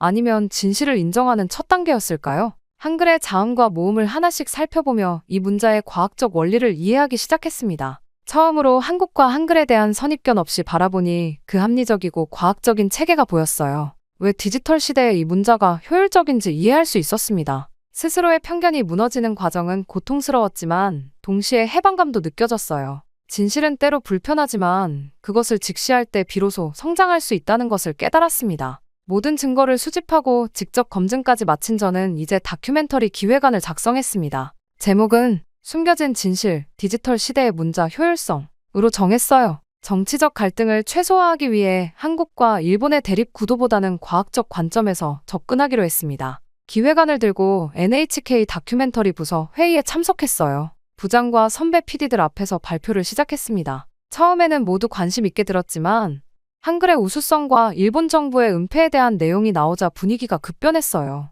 다나카 부장의 얼굴이 굳어졌습니다. 마지막 슬라이드를 넘기자 회의실은 침묵에 빠졌어요. 잠시 후 부장이 말했습니다. 이런 민감한 내용은 방송하기 어렵다고. 특히 정부 비판으로 해석될 수 있는 부분은 NHK의 입장에서 위험하다는 이유였어요. 다른 선배 PD들도 비슷한 의견이었습니다. 방송 규정상 정치적 중립성을 지켜야 하고 한일 관계가 예민한 시기에 이런 다큐멘터리는 외교적 문제를 일으킬 수 있다는 우려였어요. 심지어 일부는 자료의 신뢰성까지 의심했습니다. 저는 모든 증거와 검증 결과를 제시했지만 회의 결론은 보류였어요. 사실상 거절이었습니다. 사무실로 돌아와 쓰레기통에 기획안을 던졌어요. 분노와 좌절감이 밀려왔습니다. 다음 날 다나카 부장이 저를 따로 불렀어요. 그는 조용한 목소리로 말했습니다. 내용이 사실이라 해도 지금 일본 사회는 받아들일 준비가 되어 있지 않다고. 그리고 놀랍게도 제 외할아버지와 함께 일했던 경험을 언급했어요. 미즈노 게니치도 비슷한 고민을 했었다며 때로는 진실을 위해 전략적으로 행동해야 한다고 조언했습니다. 부장의 말은 이해가 됐지만 30년이나 묻혀온 진실을 더 감출 수는 없었어요. 사무실에 혼자 남아 깊이 생각했습니다. 전면적인 공개는 어렵더라도 진실을 알릴 다른 방법이 있을 거예요. 며칠간 고민 끝에 계획을 세웠습니다. NHK 직속 상관들을 설득하기보다는 신뢰할 수 있는 동료들과 외부 전문가들에게 점진적으로 정보를 공유하기로 했어요. 급격한 폭로가 아닌 학문적 논의를 통해 진실이 자연스럽게 확산되길 바랐습니다. 먼저 대학 시절 선배인 사이토 교수에게 연락했어요. 그는 도쿄대 언어학과 교수로 정직하고 학문적 양심이 강한 사람이었습니다. 자료를 검토한 사이토 교수는 충격을 받았지만 이런 연구가 학계에서 논의되어야 한다는 데 동의했어요. 다음으로 NHK 내에서 신뢰할 수 있는 동료 PD 3명에게 비공식적으로 자료를 보여주었습니다. 모두 처음에는 의심했지만 증거를 검토한 후에는 이 이야기가 언젠가는 다루어져야 한다는 데 동의했어요. 또한 독립 미디어 플랫폼에서 일하는 친구 요시다에게도 자료를 전달했습니다. 그녀는 한일 관계에 관심이 많은 저널리스트였어요. 요시다는 자료를 바탕으로 심층 기사를 준비하겠다고 약속했습니다. 이렇게 신중하게 정보를 공유하며 진실이 점진적으로 퍼져나가길 기다렸어요. 급격한 공개보다는 사회가 받아들일 수 있는 속도로 진실이 알려지기를 원했습니다. 때로는 폭풍처럼 갑자기 밀려오는 진실보다 서서히 스며드는 물방울이 단단한 바위도 뚫을 수 있다고 믿었어요. 방송국의 반대와 압력에 직면했지만 저는 진실을 묻어서는 안 된다는 소신을 지켰습니다. 그것이 외할아버지가 진정으로 원했던 바라고 믿었고 언젠가 일본 사회가 이 진실을 받아들일 준비가 되었을 때 공식적인 다큐멘터리로 제작할 기회가 올 거라고 기대했어요. 6개월이 지났습니다. 처음에는 아무 변화도 없는 것 같았어요. 하지만 서서히 물결이 일기 시작했습니다. 사이토 교수의 언어학 세미나에서 디지털 시대 문자체계의 효율성이란 주제로 학술 토론이 열렸어요. 학계에서 조용히 한글의 디지털 우수성에 관한 논의가 시작된 겁니다. 한 달 후, 요시다가 독립 미디어 플랫폼의 디지털 시대의 언어 혁명이라는 기사를 게시했습니다. 직접적으로 일본 정부의 은폐를 언급하진 않았지만 한글의 디지털 효율성에 대한 객관적 데이터를 제시했어요. 이 기사는 온라인에서 큰 반향을 일으켰습니다. 놀랍게도 소프트웨어 개발 회사 몇 곳에서 이 연구에 관심을 보였어요. 특히 인공지능 스타트업 넥스트로직은 한글 기반 프로그래밍 언어 연구를 시작했습니다. 그들의 CEO는 언어의 효율성은 곧 경쟁력이라며 국가적 자존심보다 실용성을 우선시하는 태도를 보였어요. 도쿄공대에서는 한글과 다른 문자체계의 디지털 효율성을 비교하는 연구 프로젝트가 공식 승인되었습니다. 연구팀은 한국 서울대와 공동 연구를 진행하기로 했어요. 학문적 호기심이 국가 간 경계를 넘어서기 시작한 겁니다. 저도 이런 변화에 조금씩 기여하고 있었어요. NHK에서 정식 다큐멘터리는 불가능했지만 디지털 시대의 언어와 문화 시리즈의 일부로 한글의 특성을 간략히 소개하는 5분짜리 세그먼트를 제작했습니다. 직접적인 비교는 피했지만 시청자들이 스스로 생각할 기회를 제공했어요. 그러던 어느 날 어머니에게서 전화가 왔습니다. 만나자고 하셨어요. 지난 대화 이후 서로 연락을 끊고 지냈기에 긴장되었습니다. 약속 장소인 교회 찻집에 도착하자 어머니가 이미 와 계셨어요. 얼굴에는 피곤함이 가득했습니다. 어머니는 서류 한 뭉치를 내밀었어요. 외할아버지의 일기장이었습니다. 어머니는 저희 논쟁 이후 궁금증에 집 다락방을 뒤졌고 외할아버지가 남긴 일기를 발견했다고 했어요. 거기엔 한글 연구 프로젝트와 그 결과를 은폐해야 했던 갈등이 상세히 기록되어 있었습니다. 외할아버지는 일기에서 한글의 과학적 우수성을 인정하면서도 국가적 지시에 따를 수밖에 없었던 자신의 괴로움을 토로하셨어요. 특히 마지막 페이지에는 언젠가 이 진실이 세상에 알려지길 바란다 라는 문장이 있었습니다. 어머니의 눈에 눈물이 고였어요. 아버지가 평생 괴로워했던 진실을 이제야 알게 되었다고 했습니다. 그리고 제가 그 진실을 찾아내고 신중하게 알리려 노력하는 모습을 멀리서 지켜봤다고 고백했어요.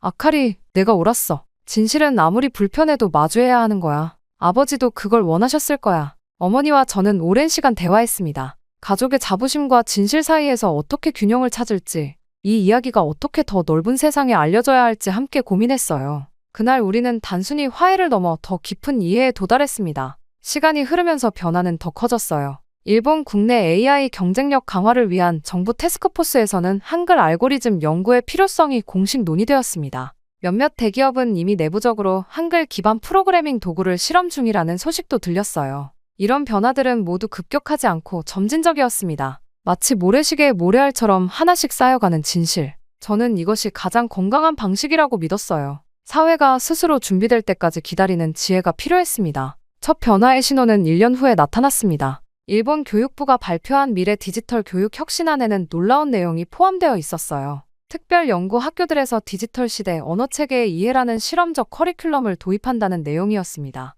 그 중에는 한글 교육 프로그램도 포함되어 있었어요. 처음에는 소규모로 시작했습니다. 도쿄, 오사카, 후쿠오카의 10개 학교에서 선택적 프로그램으로 운영되었어요. 프로그램의 공식 목적은 디지털 시대 다양한 문자 체계의 과학적 이해였습니다. 직접적으로 한글의 우수성을 언급하지는 않았지만 객관적인 데이터를 학생들에게 제시했어요. 이 프로그램은 예상보다 큰 관심을 받았습니다. 특히 컴퓨터 과학과 프로그래밍에 관심 있는 학생들 사이에서 인기가 높았어요. 학생들은 선입견 없이 데이터를 받아들이고 효율성의 관점에서 한글의 구조에 매료되었습니다. 기업 세계에서도 변화가 일어나고 있었어요. 소니와 라쿠텐 같은 대기업들이 한글 알고리즘을 활용한 AI 개발 프로젝트에 투자하기 시작했습니다. 라쿠텐의 CEO는 국가적 자존심보다 기술적 효율성이 우선 이라는 파격적인 발언을 해 화제가 되기도 했어요. 가장 놀라운 변화는 NHK에서 일어났습니다.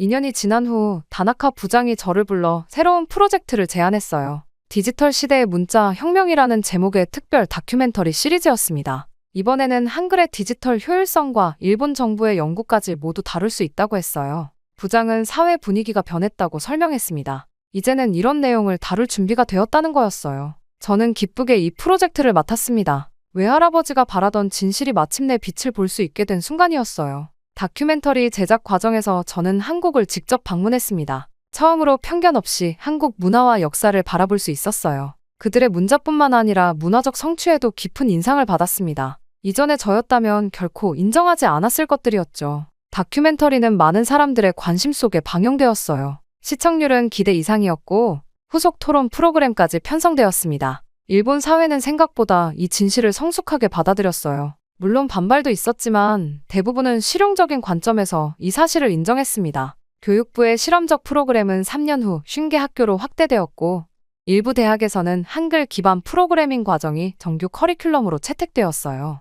일본 사회는 국가적 자존심보다 현실적 효율성과 과학적 진실을 선택하며 점진적으로 변화하고 있었습니다. 저 역시 많이 변했어요. 한국을 열등한 나라로 여기던 편견에서 벗어나 일본과 한국의 역사를 있는 그대로 바라보게 되었습니다. 두 나라가 서로 배우고 협력할 때 더 큰 발전이 가능하다는 것을 깨달았어요. 외할아버지의 일기를 출판하자는 어머니의 제안으로 우리는 미즈노 게니치, 숨겨진 진실과의 싸움이라는 책을 펴냈습니다. 이 책은 외할아버지의 내적 갈등과 양심의 목소리를 담아냈고 많은 독자들에게 감동을 주었어요. NHK 특별 다큐멘터리의 마지막 장면, 제가 카메라를 바라보며 말합니다. 저는 한국을 오랫동안 무시해왔습니다. 하지만 진실은 결국 우리를 변화시키고 좋은 것은 강요하지 않아도 선택받습니다. 역사를 바꾸는 힘은 결국 진실 그 자체입니다. 카메라가 멀어지고 도쿄 밤하늘에 빛나는 별들이 화면을 채웁니다. 세상은 변하고 있었어요. 그리고 그 변화는 작은 진실의 씨앗에서 시작되었습니다.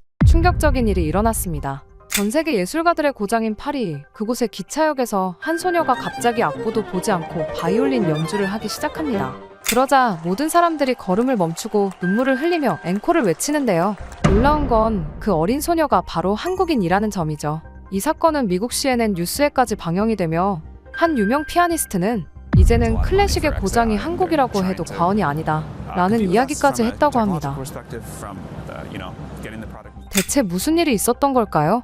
안녕하세요. 저는 클라우스 폰 슈미트입니다. 파리 유명 음악대학교인 국립고등음악원에서 피아노를 가르치는 교수죠. 저는 유럽의 많은 유명 제자들을 육성하고 클래식을 알리는 것만큼 저에게 큰 기쁨은 없었습니다. 클라우스, 기억해라. 진정한 클래식은 유럽에서만 존재한다. 3대 음악가 집안인 만큼 저희 부모님 또한 제게 유럽 문화의 우월성을 강조했습니다. 그렇게 저도 모르게 그런 생각들을 내면화했죠. 때문에 최고의 음악은 클래식이라고 평생을 자부해왔고 다른 음악들은 거들떠도 보지 않았죠. 그런데 이런 저를 요즘 괴롭히는 일이 있습니다. 바로 한국이죠. 특히 얼마 전 뉴스에서 우연히 본 K-팝 공연 영상은 저를 불쾌하게 만들었어요. 화려한 춤과 현란한 영상미, 귀에 감기는 멜로디에 사람들이 열광하는 모습이 이해되지 않았습니다. 게다가 요즘은 길거리만 지나면 자꾸 귀를 찢어질 듯 때리는 한국의 싸구려 음악들이 자꾸 들려와요. 이곳은 유럽이잖아요? 대체 왜 저렇게 고상하지도 않고 듣기만 해도 스트레스를 받는 저런 노래가 왜 판을 치는 거냐고요?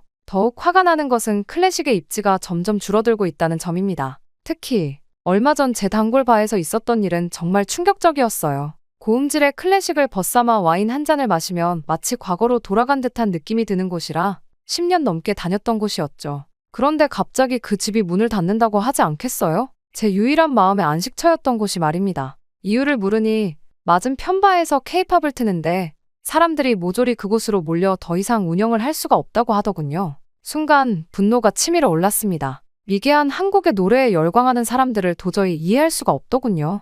언제부터 파리지앵들의 수준이 이렇게 낮았는지 자국민들한테까지 실망감이 들더군요. 결국 저는 그렇게 저희 단골집마저 잃고 말았습니다. 그 이후로 K-팝이나 그런 공장에서 찍어낸 듯한 아이돌 노래를 권하는 사람들과는 말도 섞지 않았어요. 모두가 미쳤다고 생각했거든요. 물론 그 아이를 보기 전까지는 말입니다. 그날은 특별한 날이었습니다. 제 제자 로베르토 카발리가 세계 투어를 마치고 파리로 돌아오는 날이었으니까요. 로베르토는 뉴욕, 런던, 베를린, 도쿄 등 세계 각지를 돌며 공연했습니다. 저는 그가 아시아 투어를 한다고 했을 때 살짝 눈살을 찌푸렸던 기억이 났습니다. 왜 굳이 그곳까지 가야 하느냐고 생각했죠. 젊은이답게 열린 마음을 가지고 있었던 로베르토는 음악에는 국경이 없다고 말했었습니다. 저는 그때는 회상하며 플랫폼으로 향했습니다. 플랫폼에는 이미 많은 사람들이 모여 있었습니다. 아마도 로베르토의 팬들인 듯했어요. 저는 흐뭇한 미소를 지었습니다. 제 제자가 이렇게 인기를 끌다니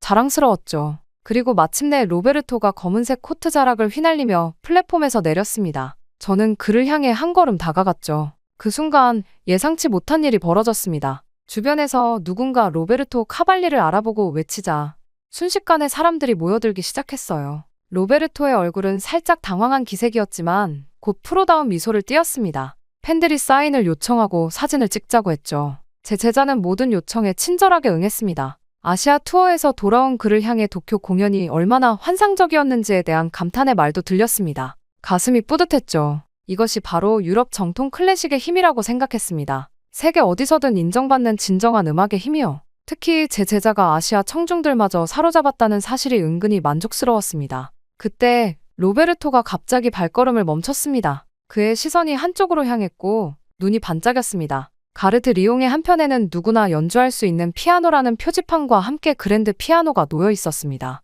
파리시의 공공예술 프로젝트였죠. 로베르토의 표정에서 파리에 돌아와 연주하고 싶은 마음이 역력했습니다. 저는 미소를 지었습니다. 이 순간이 바로 음악의 순수한 기쁨이니까요. 로베르토는 짐을 제게 맡기고 피아노로 향했습니다. 사람들은 금세 그가 누구인지 알아보고 하나둘 모여들기 시작했죠. 하지만 그때까지만 해도 제가 곧 마주하게 될 예상치 못한 만남에 대해서는 전혀 알지 못했습니다. 제 음악관, 나아가 세계관을 흔들어 놓을 만남 말이죠. 그때였습니다. 군중 사이에서 작은 움직임이 보였습니다. 사람들이 슬며시 귀를 내주고 있었죠. 저는 호기심의 시선을 그쪽으로 돌렸습니다. 그리고 놀랐습니다. 10살 정도로 보이는 동양 소녀가 바이올린 케이스를 들고 조심스럽게 앞으로 나오고 있었거든요. 소녀는 로베르토에게 다가가 자신이 한국에서 왔다고 소개했습니다. 그리고 바이올린을 가리키며 이 곡을 조금 알고 있으니 함께 연주하고 싶다는 의사를 표현했습니다. 제 가슴속에서 불편한 감정이 피어올랐습니다. 유럽 클래식의 영역에 감히 한국 소녀가.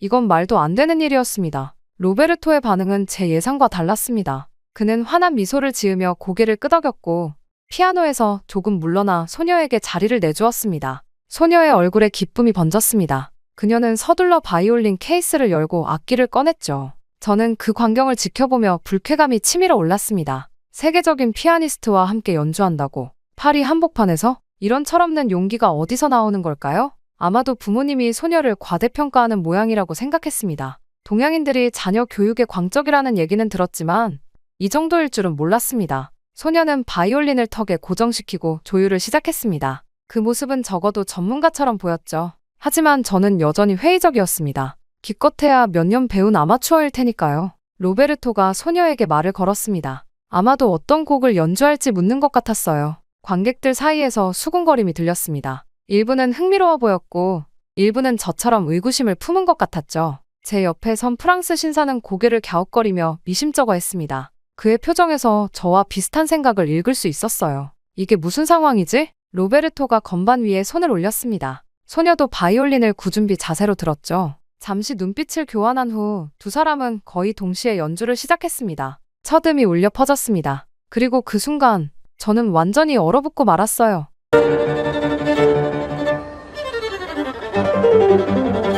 소녀의 연주 기술은 놀라웠습니다. 단순히 잘 안다는 수준이 아니었어요. 그녀는 음악을 완전히 이해하고 있었고 감정을 실어 표현할 줄 알았습니다. 로베르토도 놀란 표정이었지만 곧 프로다운 집중력으로 소녀의 연주에 맞추어 나갔죠. 소녀의 바이올린에서 흘러나오는 선율은 점점 더 강렬해졌습니다. 그녀는 눈을 감고 음악에 완전히 몰입한 상태였죠. 로베르토와 소녀 사이에는 말로 설명할 수 없는 음악적 교감이 형성되고 있었습니다. 마치 오랫동안 함께 연주해온 듀오처럼요.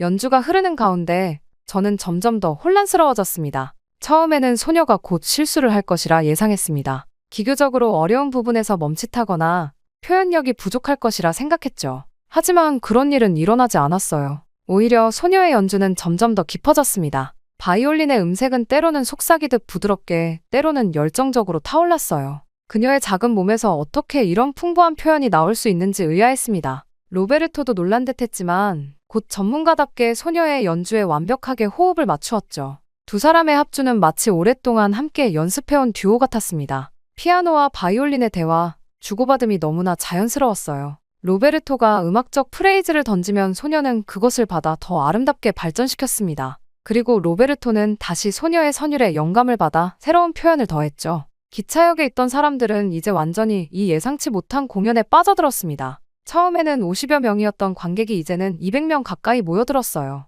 사람들은 스마트폰으로 영상을 찍고 숨죽여 감상했습니다. 어떤 이들은 감동의 눈물을 글썽이기도 했죠. 저는 점점 더 혼란스러웠습니다. 제 머릿속에서는 오랜 신념과 눈앞의 현실이 충돌하고 있었어요. 어떻게 이런 일이 가능한 걸까요? 한국 소녀가, 그것도 고작 10살 정도로 보이는 아이가 이토록 성숙한 연주를 한다니. 저는 귀를 의심했습니다. 첫 곡이 끝나자 우레와 같은 박수가 터져 나왔습니다. 사람들은 브라보를 외치며 환호했어요. 소녀는 수줍게 미소 지으며 인사했죠. 로베르토는 존경의 눈빛으로 소녀를 바라보았고 그들은 서로 눈짓으로 다음 곡을 상의했습니다. 놀랍게도 그들은 더욱 깊은 정신성을 요구하는 클래식 명곡을 연주하기 시작했습니다. 제가 학생들에게 이 곡을 가르칠 때는 항상 강조했습니다. 이 곡은 단순히 연주하는 것이 아니라 영혼을 담아야 한다. 고요. 소녀의 바이올린에서 흘러나오는 음악은 놀라웠습니다. 그녀는 단순히 음표를 읽고 연주하는 것이 아니라 음악의 본질을 이해하고 있었어요.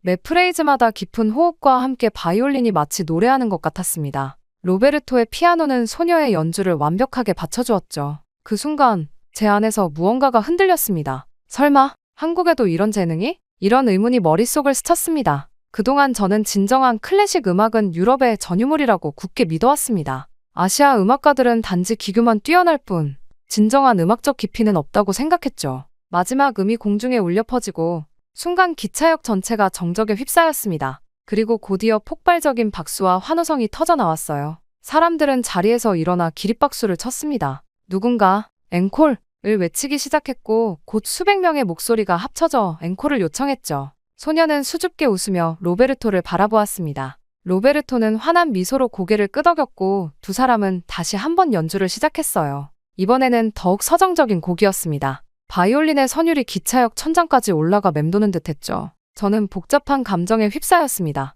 한편으로는 제 제자 로베르토가 이렇게 대중의 사랑을 받는 모습이 자랑스러웠어요. 그의 성공은 곧 제 가르침의 성공이기도 했으니까요. 하지만 다른 한편으로는 한국 소녀의 놀라운 재능 앞에서 불편함과 혼란을 느꼈습니다. 평생을 유럽 클래식 음악의 우월함을 믿으며 살아왔는데 그 신념이 흔들리는 경험은 결코 편안하지 않았어요. 게다가 그 소녀는 한국에서 왔다고 했습니다. 아시아 국가 중 하나일 뿐이라고 생각했던 나라에서 이런 천재적인 음악성을 지닌 아이가 나올 수 있다는 사실이 저를 혼란스럽게 했죠. 앵콜 연주가 끝나고 다시 한번 우레와 같은 박수가 쏟아졌습니다. 사람들은 소녀에게 다가가 축하 인사를 건넸고 일부는 사인을 요청하기도 했어요. 로베르토도 많은 주목을 받았지만 오늘의 진정한 주인공은 소녀였습니다. 제 제자는 자신보다 소녀에게 스포트라이트가 쏟아지는 상황에서도 전혀 불편한 기색이 없었어요. 오히려 그는 소녀를 진심으로 존중하고 그녀의 재능에 감탄하는 모습이었습니다. 그 모습을 보며 저는 다시 한 번 생각에 잠겼죠.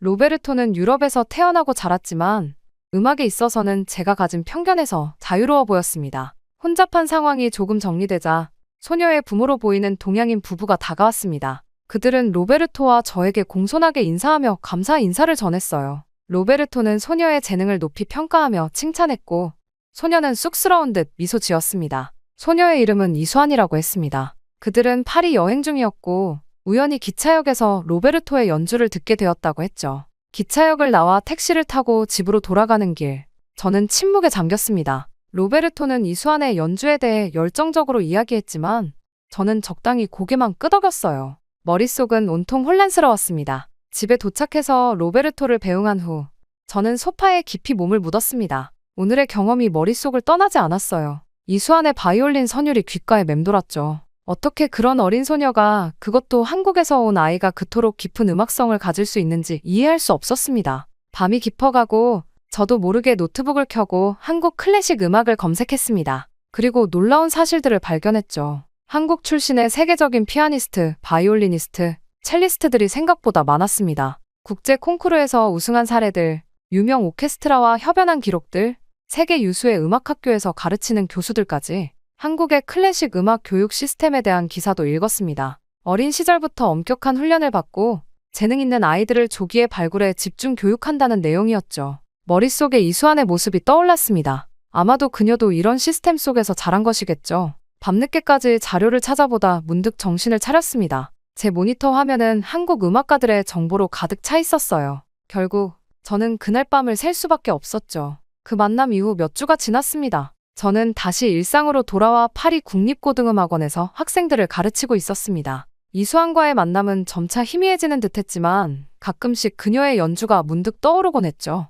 그럴 때면 저는 고개를 저으며 생각을 떨쳐냈습니다. 한 번의 만남으로 평생의 신념이 흔들릴 수는 없다고 스스로를 다독였어요. 어느 화창한 오후 사무실로 돌아오자 비서가 우편물을 건네주었습니다. 그중 고급스러운 봉투 하나가 눈에 띄었죠. 봉투를 열어보니 독일 미넨의 이자르 피라모니콜에서 보낸 초청장이었습니다. 존경하는 클라우스 폰 슈미트 교수님께 저희 이자르 피라모니콜에서 개최되는 특별 공연의 교수님을 초청하게 되어 영광입니다. 초청장에는 공연 날짜와 함께 프로그램이 상세히 적혀 있었습니다. 연주의 기획자는 개인적인 메모도 남겼더군요. 저의 음악적 해안과 지식을 높이 평가하며 이번 공연에 특별 VIP석을 마련했다는 내용이었습니다.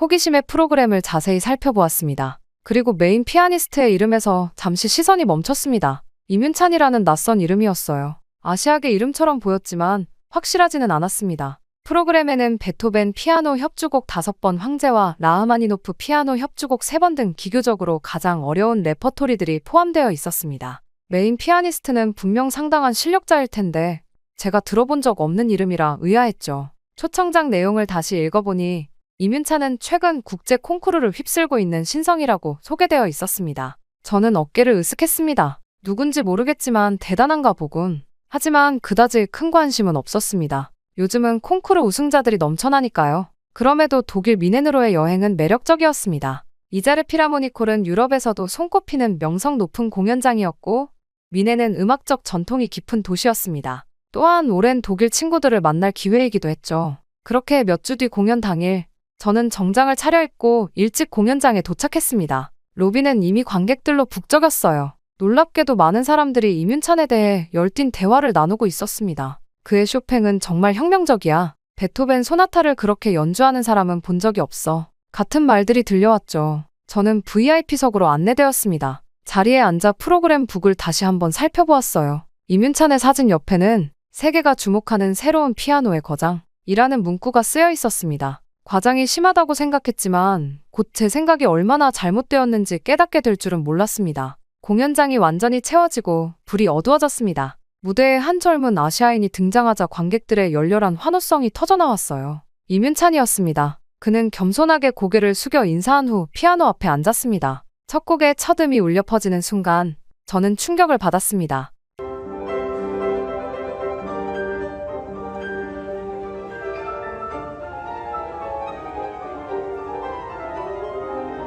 그의 터치는 맑고 투명했으며 동시에 깊은 울림이 있었어요. 임윤찬은 베토벤의 소나타를 연주했는데 베토벤을 수십 년간 연구해온 저조차 새롭게 느껴지는 해석이었습니다. 마치 작곡가의 의도를 직접 전달받은 듯한 연주였어요. 한 곡 또 한 곡이 이어지며 저는 점점 더 깊은 감동에 빠져들었습니다. 그의 연주는 단순한 기교를 넘어 음악의 본질을 완벽하게 이해하고 표현하는 것이었습니다. 특히 라흐마니노프의 협주곡에서는 온몸의 전율이 느껴졌어요. 어떻게 이렇게 어린 연주자가 이토록 깊은 감정을 표현할 수 있는지 이해할 수 없었습니다. 임윤찬의 손가락은 건반 위에서 마치 살아있는 생명체처럼 움직였습니다. 때로는 폭풍처럼 강렬하게, 때로는 속삭임처럼 섬세하게 음악을 빚어냈어요. 그의 연주에서는 피아노라는 악기의 한계가 느껴지지 않았습니다. 세트리스트의 마지막 곡이 끝나자 관객들은 일제히 기립해 열광적인 박수를 보냈습니다. 앵콜 요청이 쏟아졌고 임윤찬은 다시 무대로 나와 조용히 피아노 앞에 앉았습니다. 그가 연주한 앵콜곡은 쇼팽의 녹턴이었어요. 그 순간 저는 무언가 따뜻한 것이 뺨을 타고 흐르는 것을 느꼈습니다. 눈물이었습니다. 저도 모르게 흘러나온 감동의 눈물이었어요. 어떻게 이렇게 어린 나이에 이런 경지에 도달할 수 있단 말인가. 그것도 한국이라는 제가 클래식 음악의 변방이라 생각했던 나라에서 온 연주자가? 앵콜이 끝나고 공연장을 나오면서 갑자기 파리 기차역에서 만났던 한국 소녀 이수환의 모습이 떠올랐습니다. 그 소녀의 바이올린 연주에 느꼈던 놀라움, 그리고 오늘 임윤찬의 피아노에 느낀 감동이 겹쳐졌어요. 제 마음속에 오랫동안 자리 잡고 있던 선입견의 벽이 조금씩 무너지는 소리가 들리는 듯했습니다. 공연장을 나와 호텔로 돌아가는 길, 저는 마음을 진정시키기 위해 미네네 밤거리를 천천히 걸었습니다. 이민찬의 연주가 귓가에 생생하게 맴돌았습니다. 그의 손끝에서 피어난 음악은 단순한 소리의 나열이 아닌 영혼의 언어와도 같았습니다. 지금까지 제가 들어본 어떤 피아니스트와도 비교할 수 없는 특별함이 있었어요. 호텔 라운지에 들어서자 우연히 음악 비평가로 알고 지내던 독일인 친구 한스를 만났습니다. 그도 오늘 이민찬의 공연을 보고 왔다고 했어요. 저희는 함께 앉아 와인을 마시며 공연에 대해 이야기를 나눴습니다. 클라우스, 자네도 오늘 공연을 봤나? 정말 놀라운 재능이지 않은가? 저는 고개를 끄덕이며 솔직한 감상을 나눴습니다. 그러자 한스는 이민찬에 대한 더 자세한 정보를 들려주었습니다. 이민찬은 이미 쇼팽 콩쿠르, 차이콥스키 콩쿠르, 퀸 엘리자베스 콩쿠르 등 세계 최고 권위의 국제 콩쿠르를 모두 석권한 전무후무한 기록의 소유자였습니다. 그것도 모두 최연소 우승이었죠. 그의 나이가 고작 25이라니 믿기 힘들지? 앞으로 최소 50년은 더 연주할 수 있다고 생각하면 음악사에 어떤 족적을 남길지 상상이 안 되네. 한스의 말을 들으며 저는 깊은 생각에 잠겼습니다. 그리고 문득 기억났습니다. 파리 기차역에서 만난 한국 소녀 이수환의 바이올린 연주도 처음에는 의심했지만 결국 엄청난 재능이었죠. 한국에서 온 두 명의 뛰어난 음악가를 연달아 만난 것은 우연이 아닐지도 모른다는 생각이 들었습니다. 한스, 혹시 한국의 음악 교육 시스템에 대해 아는 것이 있나? 한스는 미소 지으며 고개를 끄덕였습니다. 그에 따르면 한국은 최근 10년간 클래식 음악계에서 가장 주목받는 나라 중 하나였습니다. 체계적인 조기 교육, 국가적 지원, 그리고 한국인 특유의 열정과 집중력이 결합된 결과라고 했죠. 사실 음악계에서는 이미 K-클래식이라는 용어가 생겨날 정도야. 한국 출신 음악가들이 세계 무대를 휩쓸고 있거든. 호텔방으로 돌아와 저는 밤늦게까지 인터넷을 뒤지며 한국의 클래식 음악 현황에 대해 조사했습니다. 이민찬 외에도 세계적인 지휘자, 바이올리니스트, 첼리스트들이 한국에서 나오고 있었어요. 서울에는 세계적 수준의 공연장들이 있었고 유명 오케스트라들이 정기적으로 방문했습니다. 새벽이 되어서야 저는 컴퓨터를 덮었습니다. 창밖으로 미네네 새벽 하늘이 보였어요. 저는 깊은 숨을 들이마셨습니다. 평생 믿어왔던 유럽 중심의 음악관이 완전히 무너진 순간이었습니다. 유럽만 최고라고 믿었지만 아시아, 특히 한국에도 이렇게 천재들이 많다니. 기차역에서 만난 이수환의 순수한 열정, 이민찬의 압도적인 연주가 겹쳐져 제 마음에 강렬한 인상을 남겼습니다. 제 일생에 걸친 편견이 틀렸다는 것을 인정하는 건 쉽지 않았지만 진실을 부정할 수는 없었어요. 아침이 되자 저는 갑작스러운 결정을 내렸습니다. 직접 가서 확인하자. 한국이라는 나라에서 도대체 어떤 음악 교육을 하길래 어떤 분위기가 이런 인재를 키우는지 제 눈으로 직접 보고 싶었습니다. 한국으로 가야만 한다는 생각이 마음을 사로잡았습니다. 저는 평소에 침착함을 잃고 마치 어린아이처럼 들떠있는 제 모습을 발견했습니다. 짐을 챙기는 손길은 평소보다 빨랐고 가슴은 두근거렸습니다. 몇십 년간 쌓아온 제 가치관이 무너지는 순간이었지만 이상하게도 두려움보다는 설렘이 더 컸어요. 마치 오랫동안 닫혀있던 문이 열리고 그 너머로 새로운 세계가 펼쳐지는 듯한 기분이었습니다. 공항으로 향하는 택시 안에서 저는 창밖으로 스쳐 지나가는 미네네 풍경을 바라보았습니다. 유럽 문화의 아름다움은 여전히 제 가슴에 소중했지만 이제는 그것이 세계의 전부가 아니라는 사실을 받아들였습니다.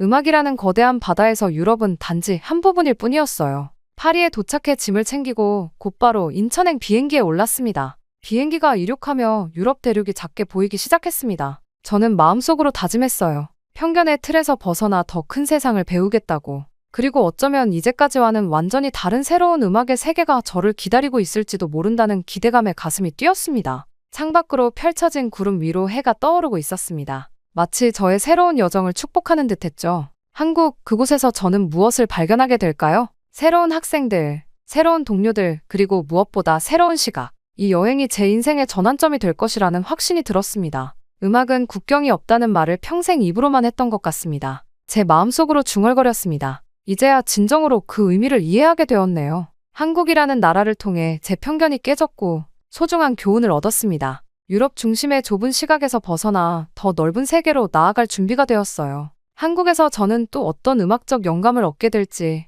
어떤 새로운 재능들을 만나게 될지 생각만 해도 가슴이 벅차오릅니다. 이것이 바로 진정한 음악가의 여정이 아닐까요? 비행기는 동쪽으로 계속 날아갔고 저는 새로운 시작을 향해 마음을 열었습니다.